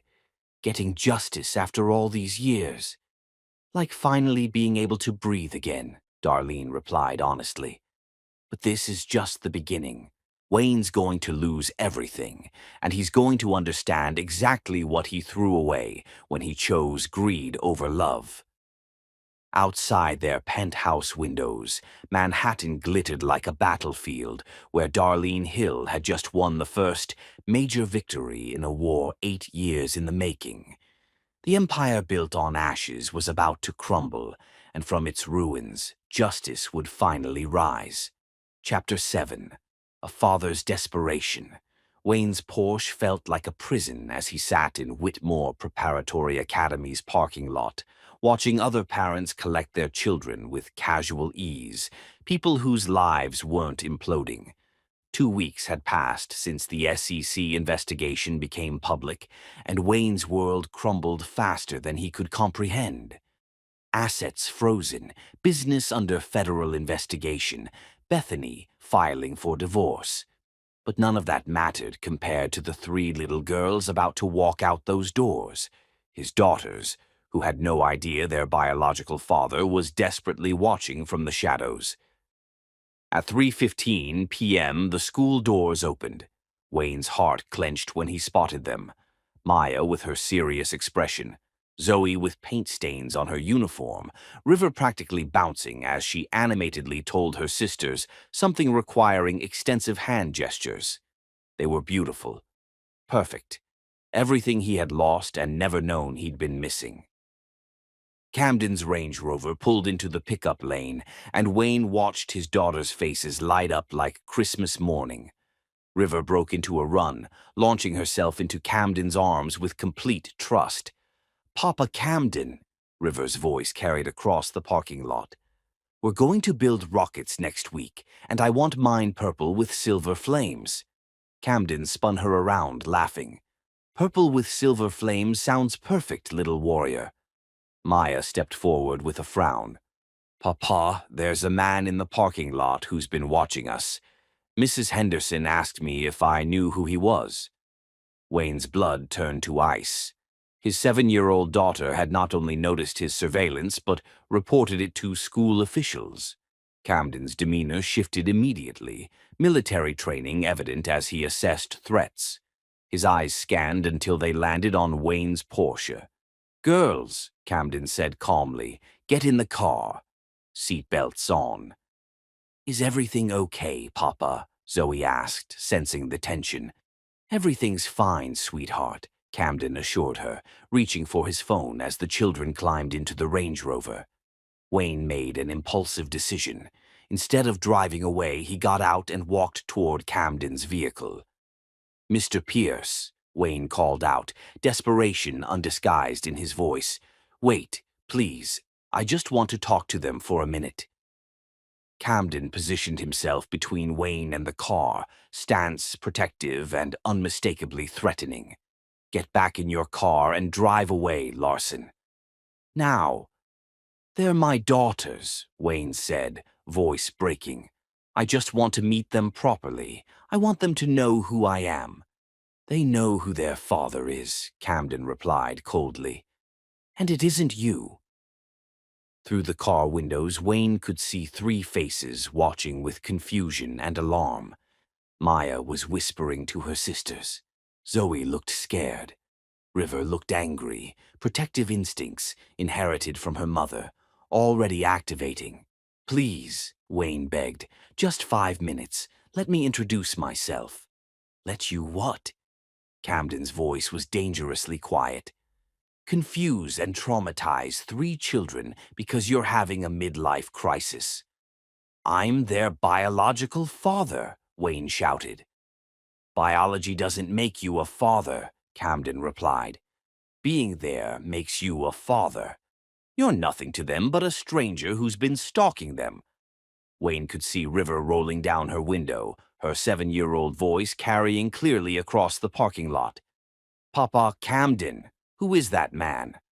Why is he yelling at you?" Camden immediately softened his voice. "Just someone who's confused, Princess. Papa's handling it." "Should I call Mama?" River asked, her hand already reaching for the phone Camden had given her for emergencies. "Not yet, sweetheart. Just stay in the car with your sisters, okay?" Wayne felt like he was dying inside. His daughter, his own flesh and blood, was talking about calling Darlene because a stranger was bothering her, Papa Camden. To River, Wayne wasn't a potential father or family member. He was a threat to be managed. "I can give them things," Wayne said desperately. "I can provide for them. I have money, connections, opportunities." Had, Camden corrected. According to the news, you had money. Now you're under federal investigation for fraud, and your wife is divorcing you. What exactly do you think you can offer 3 children who already have everything they need? The truth of Camden's words hit Wayne like a physical blow. He had nothing to offer his daughters except chaos and confusion. His empire was crumbling, his reputation was destroyed, and his personal life was a disaster. Meanwhile, Camden could offer them stability, love, and security. I can change, Wayne said, hearing the pathetic desperation in his own voice. I can be better. I can be the father they deserve. Where was that commitment 8 years ago when they needed you? Camden asked. Where was that dedication when their mother was dying in childbirth? Where was that paternal instinct when they were fighting for their lives in the NICU? Each question was like a knife to Wayne's soul because they all had the same answer. He hadn't been there. He had been in the Maldives, honeymooning with Bethany while his daughter struggled to survive, and their mother recovered from nearly dying to bring them into the world. I didn't know, Wayne started. Because you didn't want to know, Camden cut him off. You made your choice 8 years ago. You chose your own selfish desires over your family's welfare. You don't get to change your mind now that it's convenient for you. Papa Camden? Maya's voice was small and worried. Is that man going to hurt us? The question shattered Wayne's heart into a million pieces. His own daughter was asking if he, her biological father, was going to hurt her family. The family that he should have been part of, but had thrown away for a shallow woman and temporary pleasure. No, sweetheart, Camden assured her, never taking his eyes off Wayne. No one is going to hurt our family. I promise. Wayne noticed the emphasis on our family, a unit that explicitly didn't include him. He was an outsider, a threat, a problem to be solved. I'll stay away from the school, Wayne said finally, the words torn from his soul. But I want visitation rights. I want legal recognition as their father. Camden's smile was sharp and humorless. You signed away your parental rights as part of your divorce settlement. Remember? You legally abandoned 3 unborn children because you thought Bethany was a better investment. I can challenge that. I can get a lawyer. With what money? Camden asked brutally. Your assets are frozen, your wife is divorcing you, and you're about to be indicted for federal crimes. Even if you could afford a lawyer, what judge is going to award custody to a man who's under investigation for fraud? Wayne's phone rang, adding insult to injury. Bethany's name appeared on the screen, probably calling to inform him of some new indignity she was inflicting through her divorce attorney. Answer it, Camden suggested coldly. I'm sure your wife has some more good news about your crumbling life. Wayne declined the call, but the damage was done. He was a man with no money, no reputation, no family, and no future, trying to claim children who were happy and secure without him. I love them, Wayne whispered, the words barely audible. No, Camden replied firmly. You love the idea of them. You love the potential they represent for redeeming your failures. But you don't know them well enough to love them. You don't know that Maya wants to be a CEO like her mother, or that Zoe paints pictures of our family every week, or that River wants to be a superhero so she can protect people like I protected their mother. Each detail was another reminder of how much Wayne had missed, how much Camden knew about Wayne's own children that Wayne himself would never learn. Please, Wayne tried one last time. Just let me tell them who I am. Let me explain. Explain what?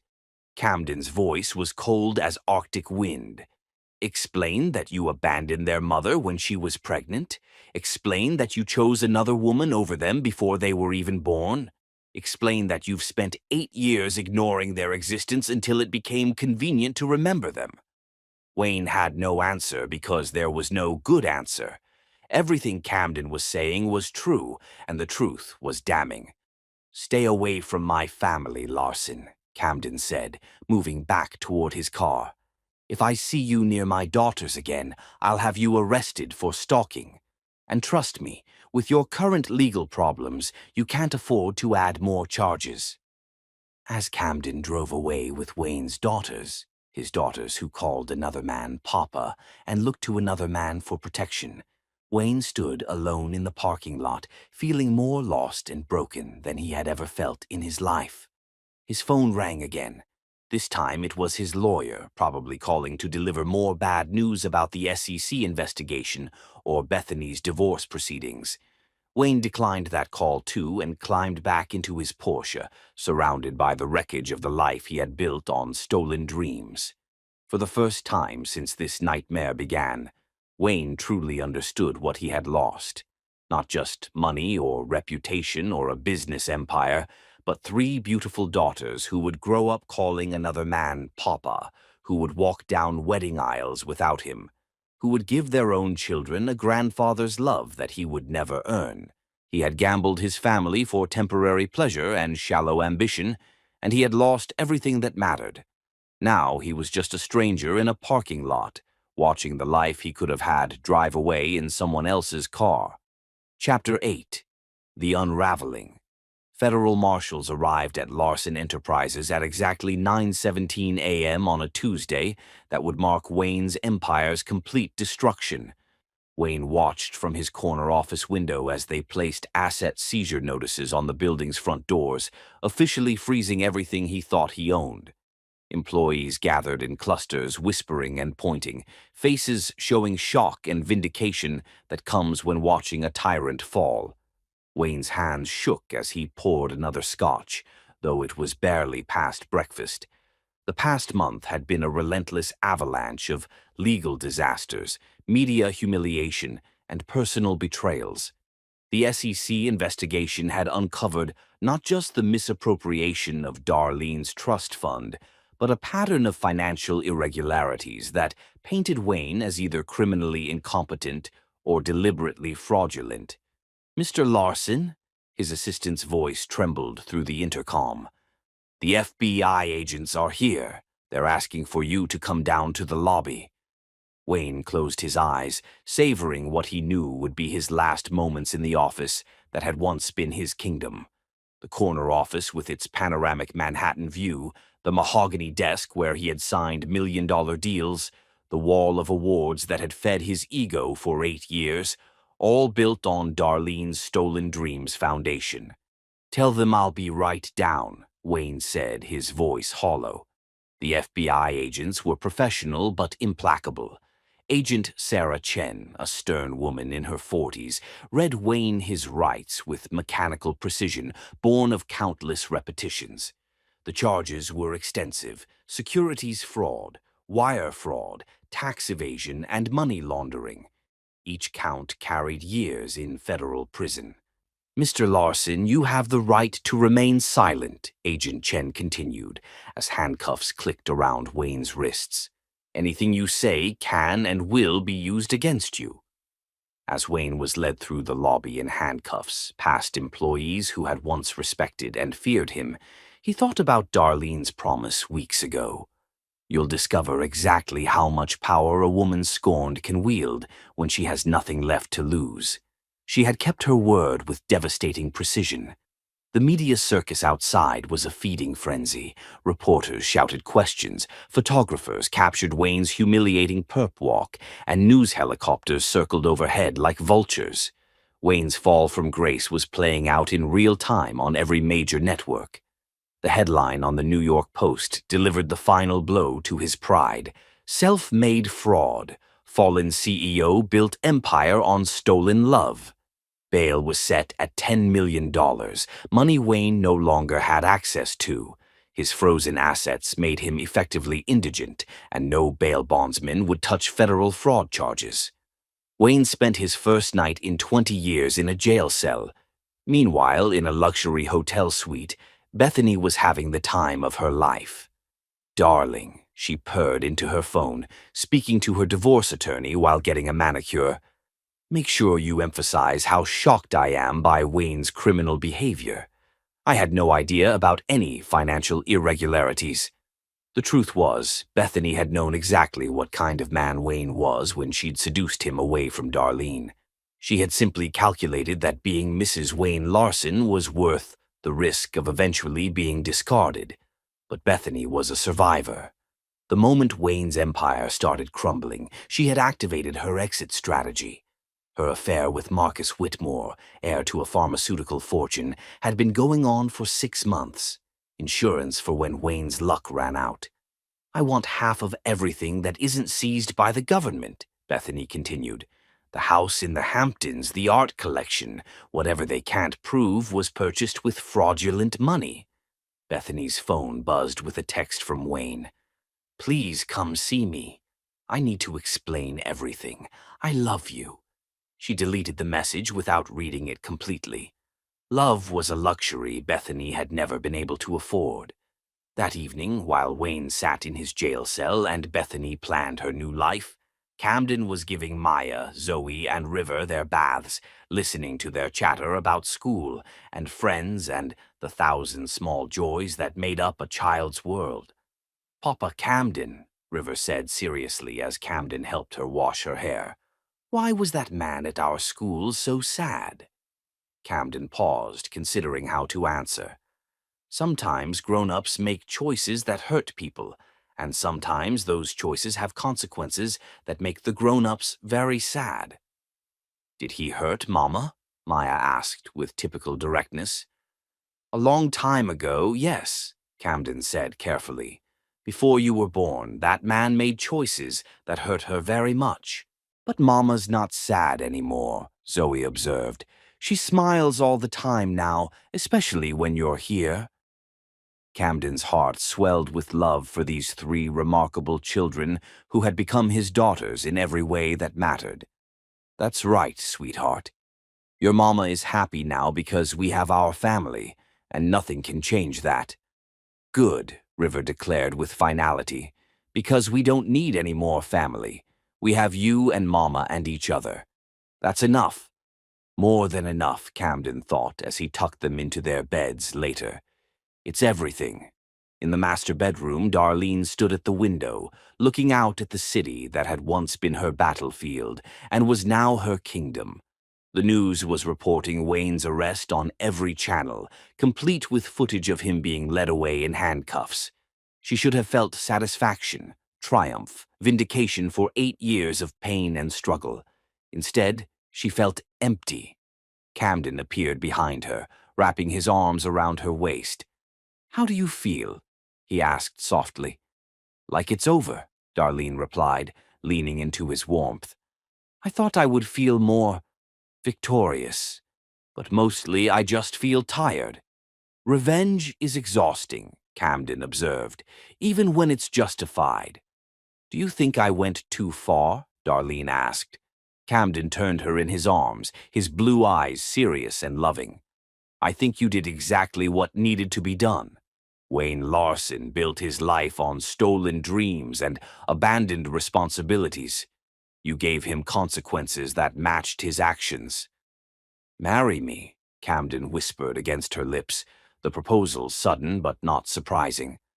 I thought you'd never ask, Darlene laughed, tears of joy mixing with exhaustion. Tomorrow, Camden said urgently. Let's get married tomorrow. I don't want to wait another day to call you my wife officially.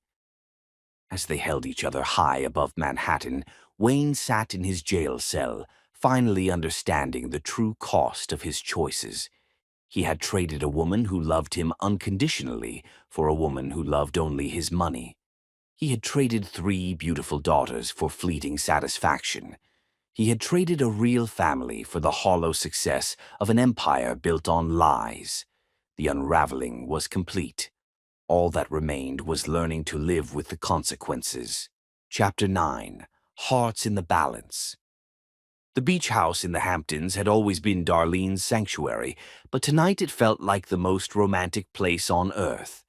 Camden had suggested they escape Manhattan's chaos for the weekend, bringing the children to the coastal retreat where Darlene had spent childhood summers.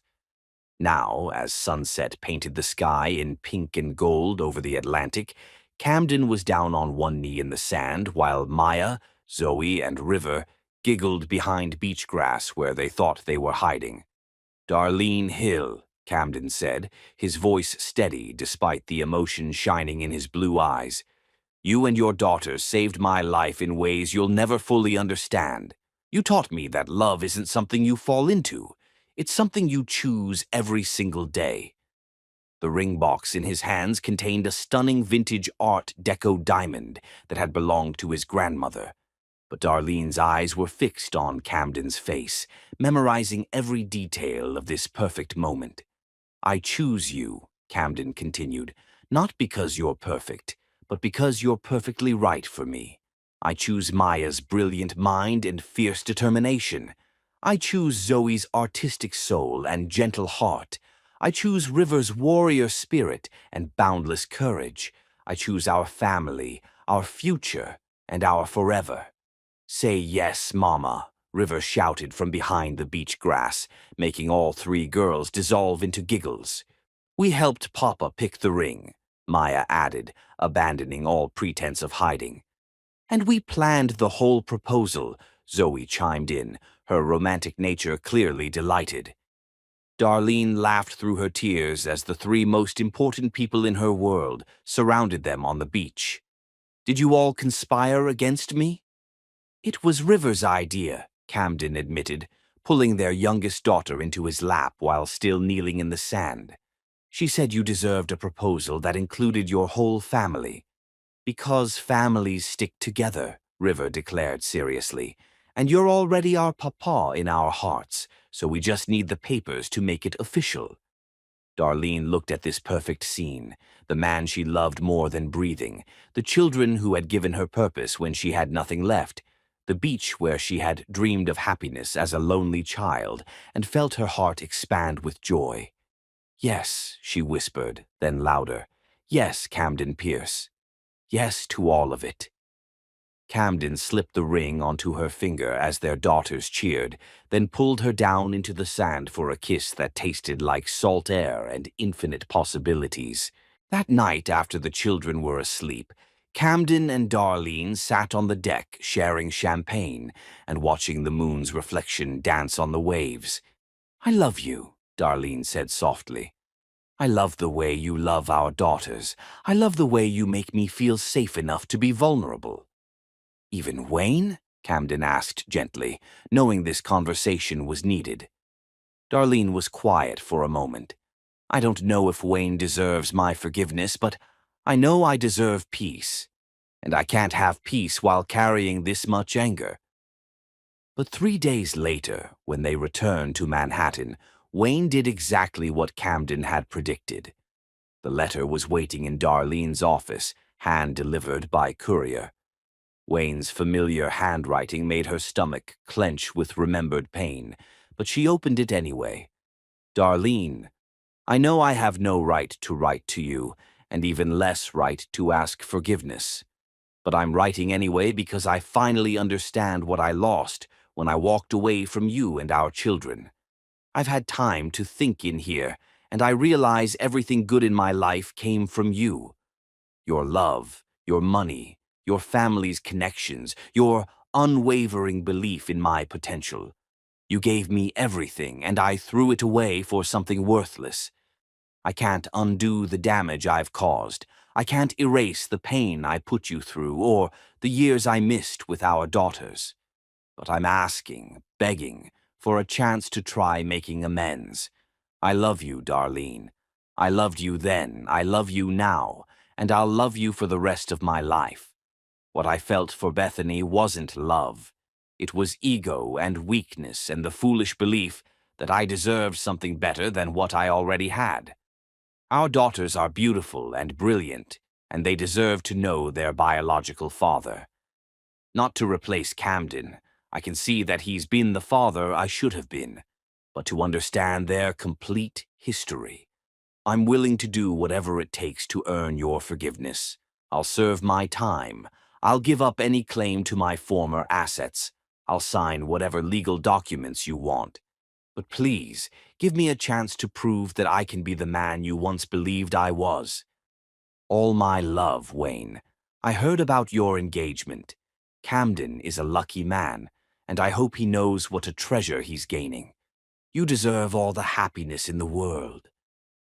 Darlene read the letter twice, then set it aside and stared out at the Manhattan skyline. Wayne's words had stirred up emotions she thought she had buried. "Mama," Maya's voice came from the doorway. "Is everything okay? You look sad." Darlene quickly composed herself, smiling at her eldest daughter. "I'm fine, sweetheart. Just thinking about some grown-up things." Maya climbed into Darlene's lap. "Is it about the man from our school? The one who made Papa Camden upset?" "Yes, it's about him. He wrote me a letter." "What did he say?" "He said he was sorry for hurting our family," Darlene replied carefully. "And he asked if he could be part of our lives." Maya was quiet, processing this with the seriousness of a tiny adult. "Do you want him to be part of our lives?" "I don't know," Darlene admitted honestly. "What do you think?" "I think," Maya said slowly, "that we already have a complete family. Papa Camden takes care of us, loves us, and shows up every single day. This other man only showed up after everything was good already." "That's very wise, baby girl. But," Maya continued, "if he's really sorry and really wants to be better, maybe he could start by being a better person without us. Mama, you taught me that forgiveness doesn't mean letting people hurt you again." Darlene hugged her daughter tighter, amazed by the wisdom in such a young mind. "You're absolutely right. Forgiveness is about letting go of anger, not about giving people permission to hurt you again." That evening, when Camden came home from work, he found Darlene in their bedroom, staring at Wayne's letter. Without a word, he read it over her shoulder, then set it aside and pulled her into his arms. "What are you thinking?" he asked softly. "I'm thinking that I feel sorry for him," Darlene replied honestly. "Not sorry enough to forgive him or give him another chance, but sorry that he destroyed his own life so completely. And I'm thinking that I'm grateful he showed me his true nature 8 years ago, before I wasted more of my life on someone who wasn't worthy of it." Camden smiled, pressing a gentle kiss to her temple. "I love your compassionate heart, but I also love that you're not letting it override your common sense." "I'm going to write him back," Darlene decided. "One final letter to close this chapter forever." "What will you say?" Darlene looked up at the man who had saved her in every way possible, who loved her children as if they were his own, who had proven every single day that real love was about choice, not just feeling. "I'm going to tell him the truth," she said. "That forgiveness doesn't mean reconciliation, that being sorry doesn't undo the damage, and that some chances, once lost, are lost forever. And then, I'm going to marry you and focus on the family we've built together, the family that chose each other and fought for each other and proved that love is stronger than betrayal." Camden kissed her then, pouring all his love and commitment into the connection between them. Outside their bedroom windows, Manhattan sparkled with possibility, and in the rooms down the hall, 3 beautiful little girls slept peacefully, secure in the knowledge that they were loved unconditionally by the parents who had chosen them. Tomorrow, Darlene would write her final letter to Wayne Larson. Tonight, she would plan her wedding to Camden Pierce and dream about the beautiful future they were building together. The balance had tipped decisively toward love, and nothing would ever tip it back. Chapter 10. Love Conquers All. Darlene's final letter to Wayne was shorter than his desperate plea, but infinitely more powerful in its quiet finality. "Wayne, I received your letter, and I want you to know that I forgive you, not for your sake, but for mine. Carrying anger is like drinking poison and expecting the other person to die. I refuse to poison my happiness any longer. However, forgiveness doesn't mean reconciliation. You made your choice 8 years ago when you abandoned your pregnant wife for temporary pleasure. You made it again when you signed away your parental rights. You made it every day for 8 years when you never once tried to find us or ask about the children you left behind. Maya, Zoe, and River have a father. His name is Camden Pierce, and he has earned that title through 8 years of love, sacrifice, and unwavering commitment. He was there for their first steps, first words, first day of school, and every single day in between. He chose them when they were not his biological children, loved them when they had nothing to offer him but their pure hearts. You contributed DNA. He contributed everything else that matters. I will tell our daughters about you when they're old enough to understand, but I will also tell them that family is not about biology. It's about choice, commitment, and love. You forfeited your right to choose them when you chose yourself instead. Don't contact us again. Build a better life for yourself, but build it somewhere else, with someone else. We are complete without you. Goodbye, Wayne. Darlene Pierce, soon. 2 weeks later, that same letter would be read aloud in a federal courtroom as part of Wayne's sentencing hearing. But by then, Darlene would be too busy being blissfully happy to care about Wayne's legal fate. The conversation with the children happened on a Sunday morning while Camden was making pancakes and the girls were still in their pajamas, curled up with Darlene on the couch. I need to tell you something important, Darlene began, her voice gentle but serious enough to capture their attention. Do you remember the man who was at your school? The one who upset Papa Camden?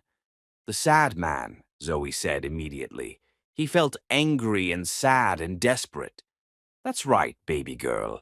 That man's name is Wayne Larson, and he's your biological father. The silence that followed was profound. Maya processed this with her typical analytical approach, while Zoe looked confused and River's face scrunched up in indignation. What does that mean exactly? Maya asked carefully. It means that before you were born, before I met Papa Camden, I was married to Wayne. He helped create you three, but then he left us before you were born because he was scared and selfish and not ready to be a father. But Papa Camden chose us, Maya said firmly, understanding immediately. Even though we weren't his biological children, he chose to be our father. Exactly, Darlene confirmed. Papa Camden is your real father because he's the one who has loved you and taken care of you every single day. Biology doesn't make someone a parent. Love does. Does this mean we have to see the sad man? Zoe asked worriedly. No, sweetheart. You never have to see him if you don't want to. He's not part of our family anymore. River stood up on the couch, hands on her hips. Good, because Papa Camden is our real daddy, and we don't need anyone else. Camden appeared in the doorway with heart-shaped pancakes, his eyes soft with love as he listened to his daughters defend their family unit. That's right, little warrior, he said, gathering them close. I may not have helped create you, but I choose to love you every single day. That's what makes me your papa. Forever and always, Maya asked, needing reassurance. Forever and always, Camden promised solemnly. Nothing will ever change that. 3 weeks later, on a perfect June morning at the Hamptons Beach House, Darlene Hill became Mrs. Camden Pierce in a ceremony that was everything she'd dreamed of, and nothing like her first wedding's elaborate production. The setup was simple but magical. White chairs arranged in rows on sand, with a hydrangea and rose arch that Zoe had helped design. The guest list was intimate. Judge Elena Hill, Marcus Pierce, Winston Blackwood, and close friends, plus 3 most important wedding guests who were practically vibrating with excitement. Maya wore a sophisticated navy dress and carried a small bouquet while serving as maid of honor. Zoe had painted all the programs by hand and wore a flowing pink dress that made her look like a fairy princess. River, true to her nature, wore a purple dress with a superhero cape underneath for emergencies, and carried the rings on a pillow she had bedazzled herself. Camden stood at the altar in a perfectly tailored gray suit, but his eyes were only for Darlene as she walked down the sandy aisle.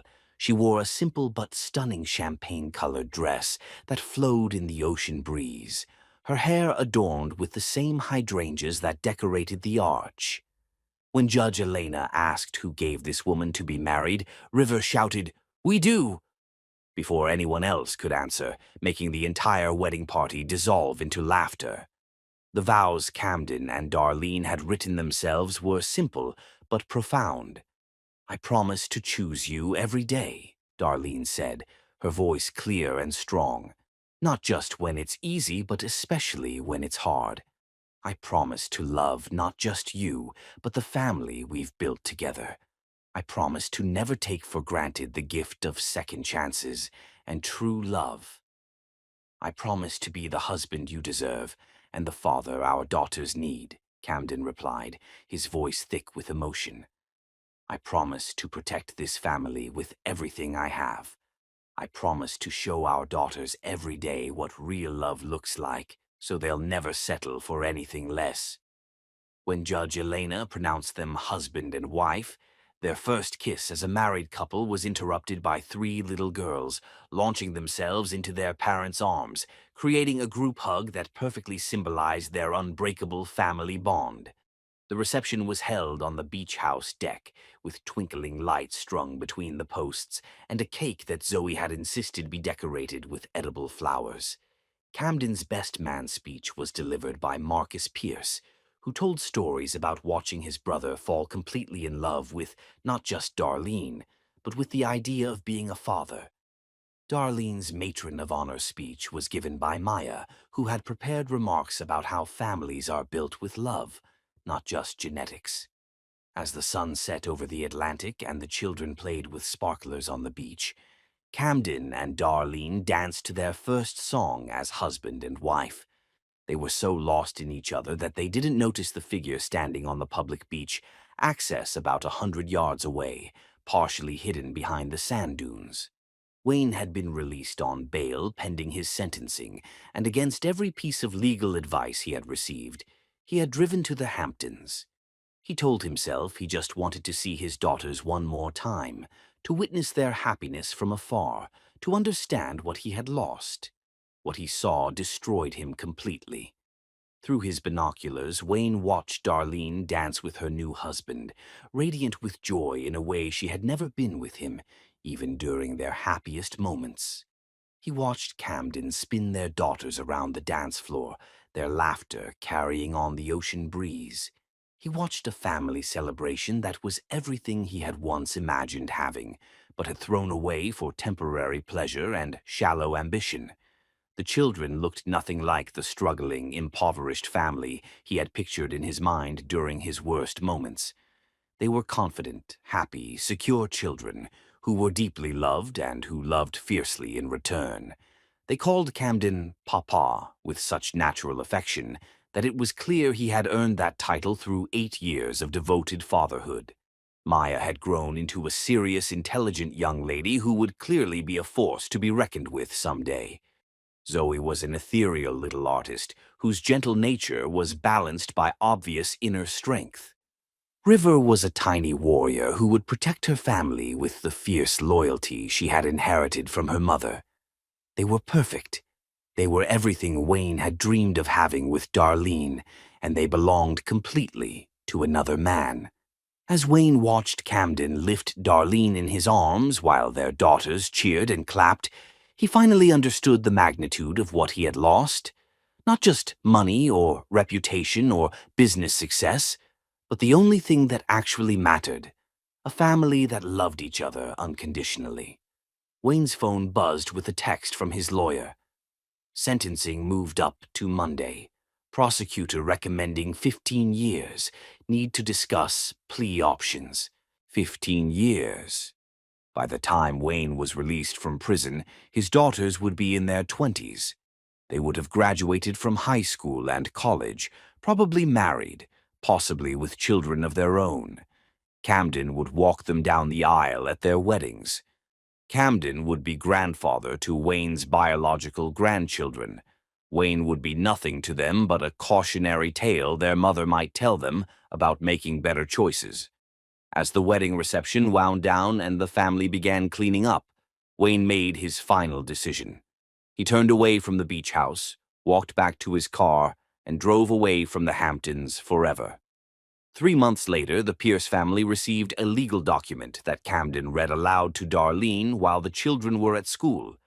Wayne Robert Larson hereby formally and permanently relinquishes all parental rights to Maya Hill Pierce, Zoe Hill Pierce, and River Hill Pierce.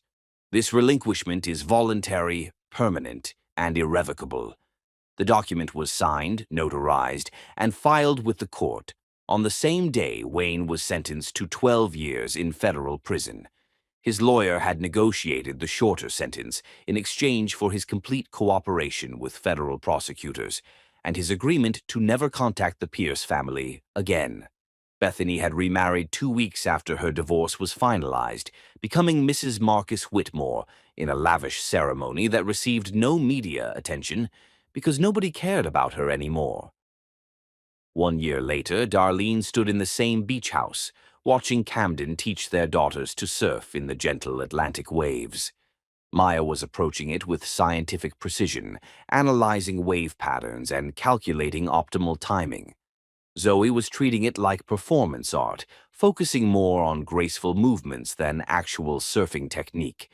River was attacking the waves with typical fearlessness, determined to master surfing through sheer force of will. Darlene's hand rested on her slightly rounded belly, where Camden's biological child was growing, a child who would be born into the most loving family imaginable, with 3 devoted big sisters and parents who had learned that real love was worth fighting for. Her phone rang, and she glanced at the caller ID, Winston Blackwood. "Hello, Mr. Blackwood," she answered warmly. "My dear," Winston's elderly voice was excited, "I have wonderful news. The Children's Education Foundation Board has voted unanimously to name you Philanthropist of the Year. The ceremony is next month, and I do hope you'll accept the award." "I'm honored," Darlene replied, watching her husband surface next to River, who was triumphantly riding a small wave toward shore. "There's more," Winston continued. "Forbes wants to do a cover story about your remarkable journey from betrayal to triumph. They're calling it The Phoenix Files, How Darlene Pierce Built an Empire on Love, Not Lies." Darlene smiled, remembering another Forbes cover from what felt like a lifetime ago. "I'd be happy to participate, Mr. Blackwood, but I want the focus to be on the Foundation's work, not on my personal story." "Of course, my dear. Though I must say your story is quite inspiring. Not everyone can rise from such devastating betrayal to build something so beautiful." As Darlene ended the call, Camden emerged from the ocean with their daughters, all of them dripping wet and laughing. River ran to her immediately, wrapping her sandy arms around Darlene's legs. "Mama, did you see me surf? I rode that wave all the way to shore." "I saw everything, brave girl," Darlene replied, smoothing River's wet hair. "You were magnificent." "Papa Camden says we can have a surfing competition tomorrow," Maya added, ever competitive. "I've been studying technique videos online." "And I want to paint the waves," Zoe chimed in. "They're so beautiful when they catch the light." Camden wrapped his arms around his wife from behind, both of them watching their daughters plan tomorrow's adventures with the boundless optimism of children who knew they were deeply loved. "Any regrets?" Camden murmured against Darlene's ear. Darlene leaned back against his chest, feeling the solid warmth of the man who had saved her in every way possible. "None," she said firmly. "Wayne's betrayal was the worst thing that ever happened to me. But it was also the best thing, because it led me to you and this life we've built together. Even though it caused you so much pain?" "Especially because of the pain," Darlene replied. The pain taught me the difference between someone who says they love you and someone who proves it every single day. The pain made me strong enough to recognize real love when it found me. As sunset painted the sky over the Atlantic, the Pierce family walked hand in hand back toward their beach house. Behind them, waves erased their footprints from sand, but the love they shared would last forever. Somewhere in a federal prison, Wayne Larson was learning that justice, while sometimes delayed, was always served. He had lost everything: freedom, fortune, family, and future.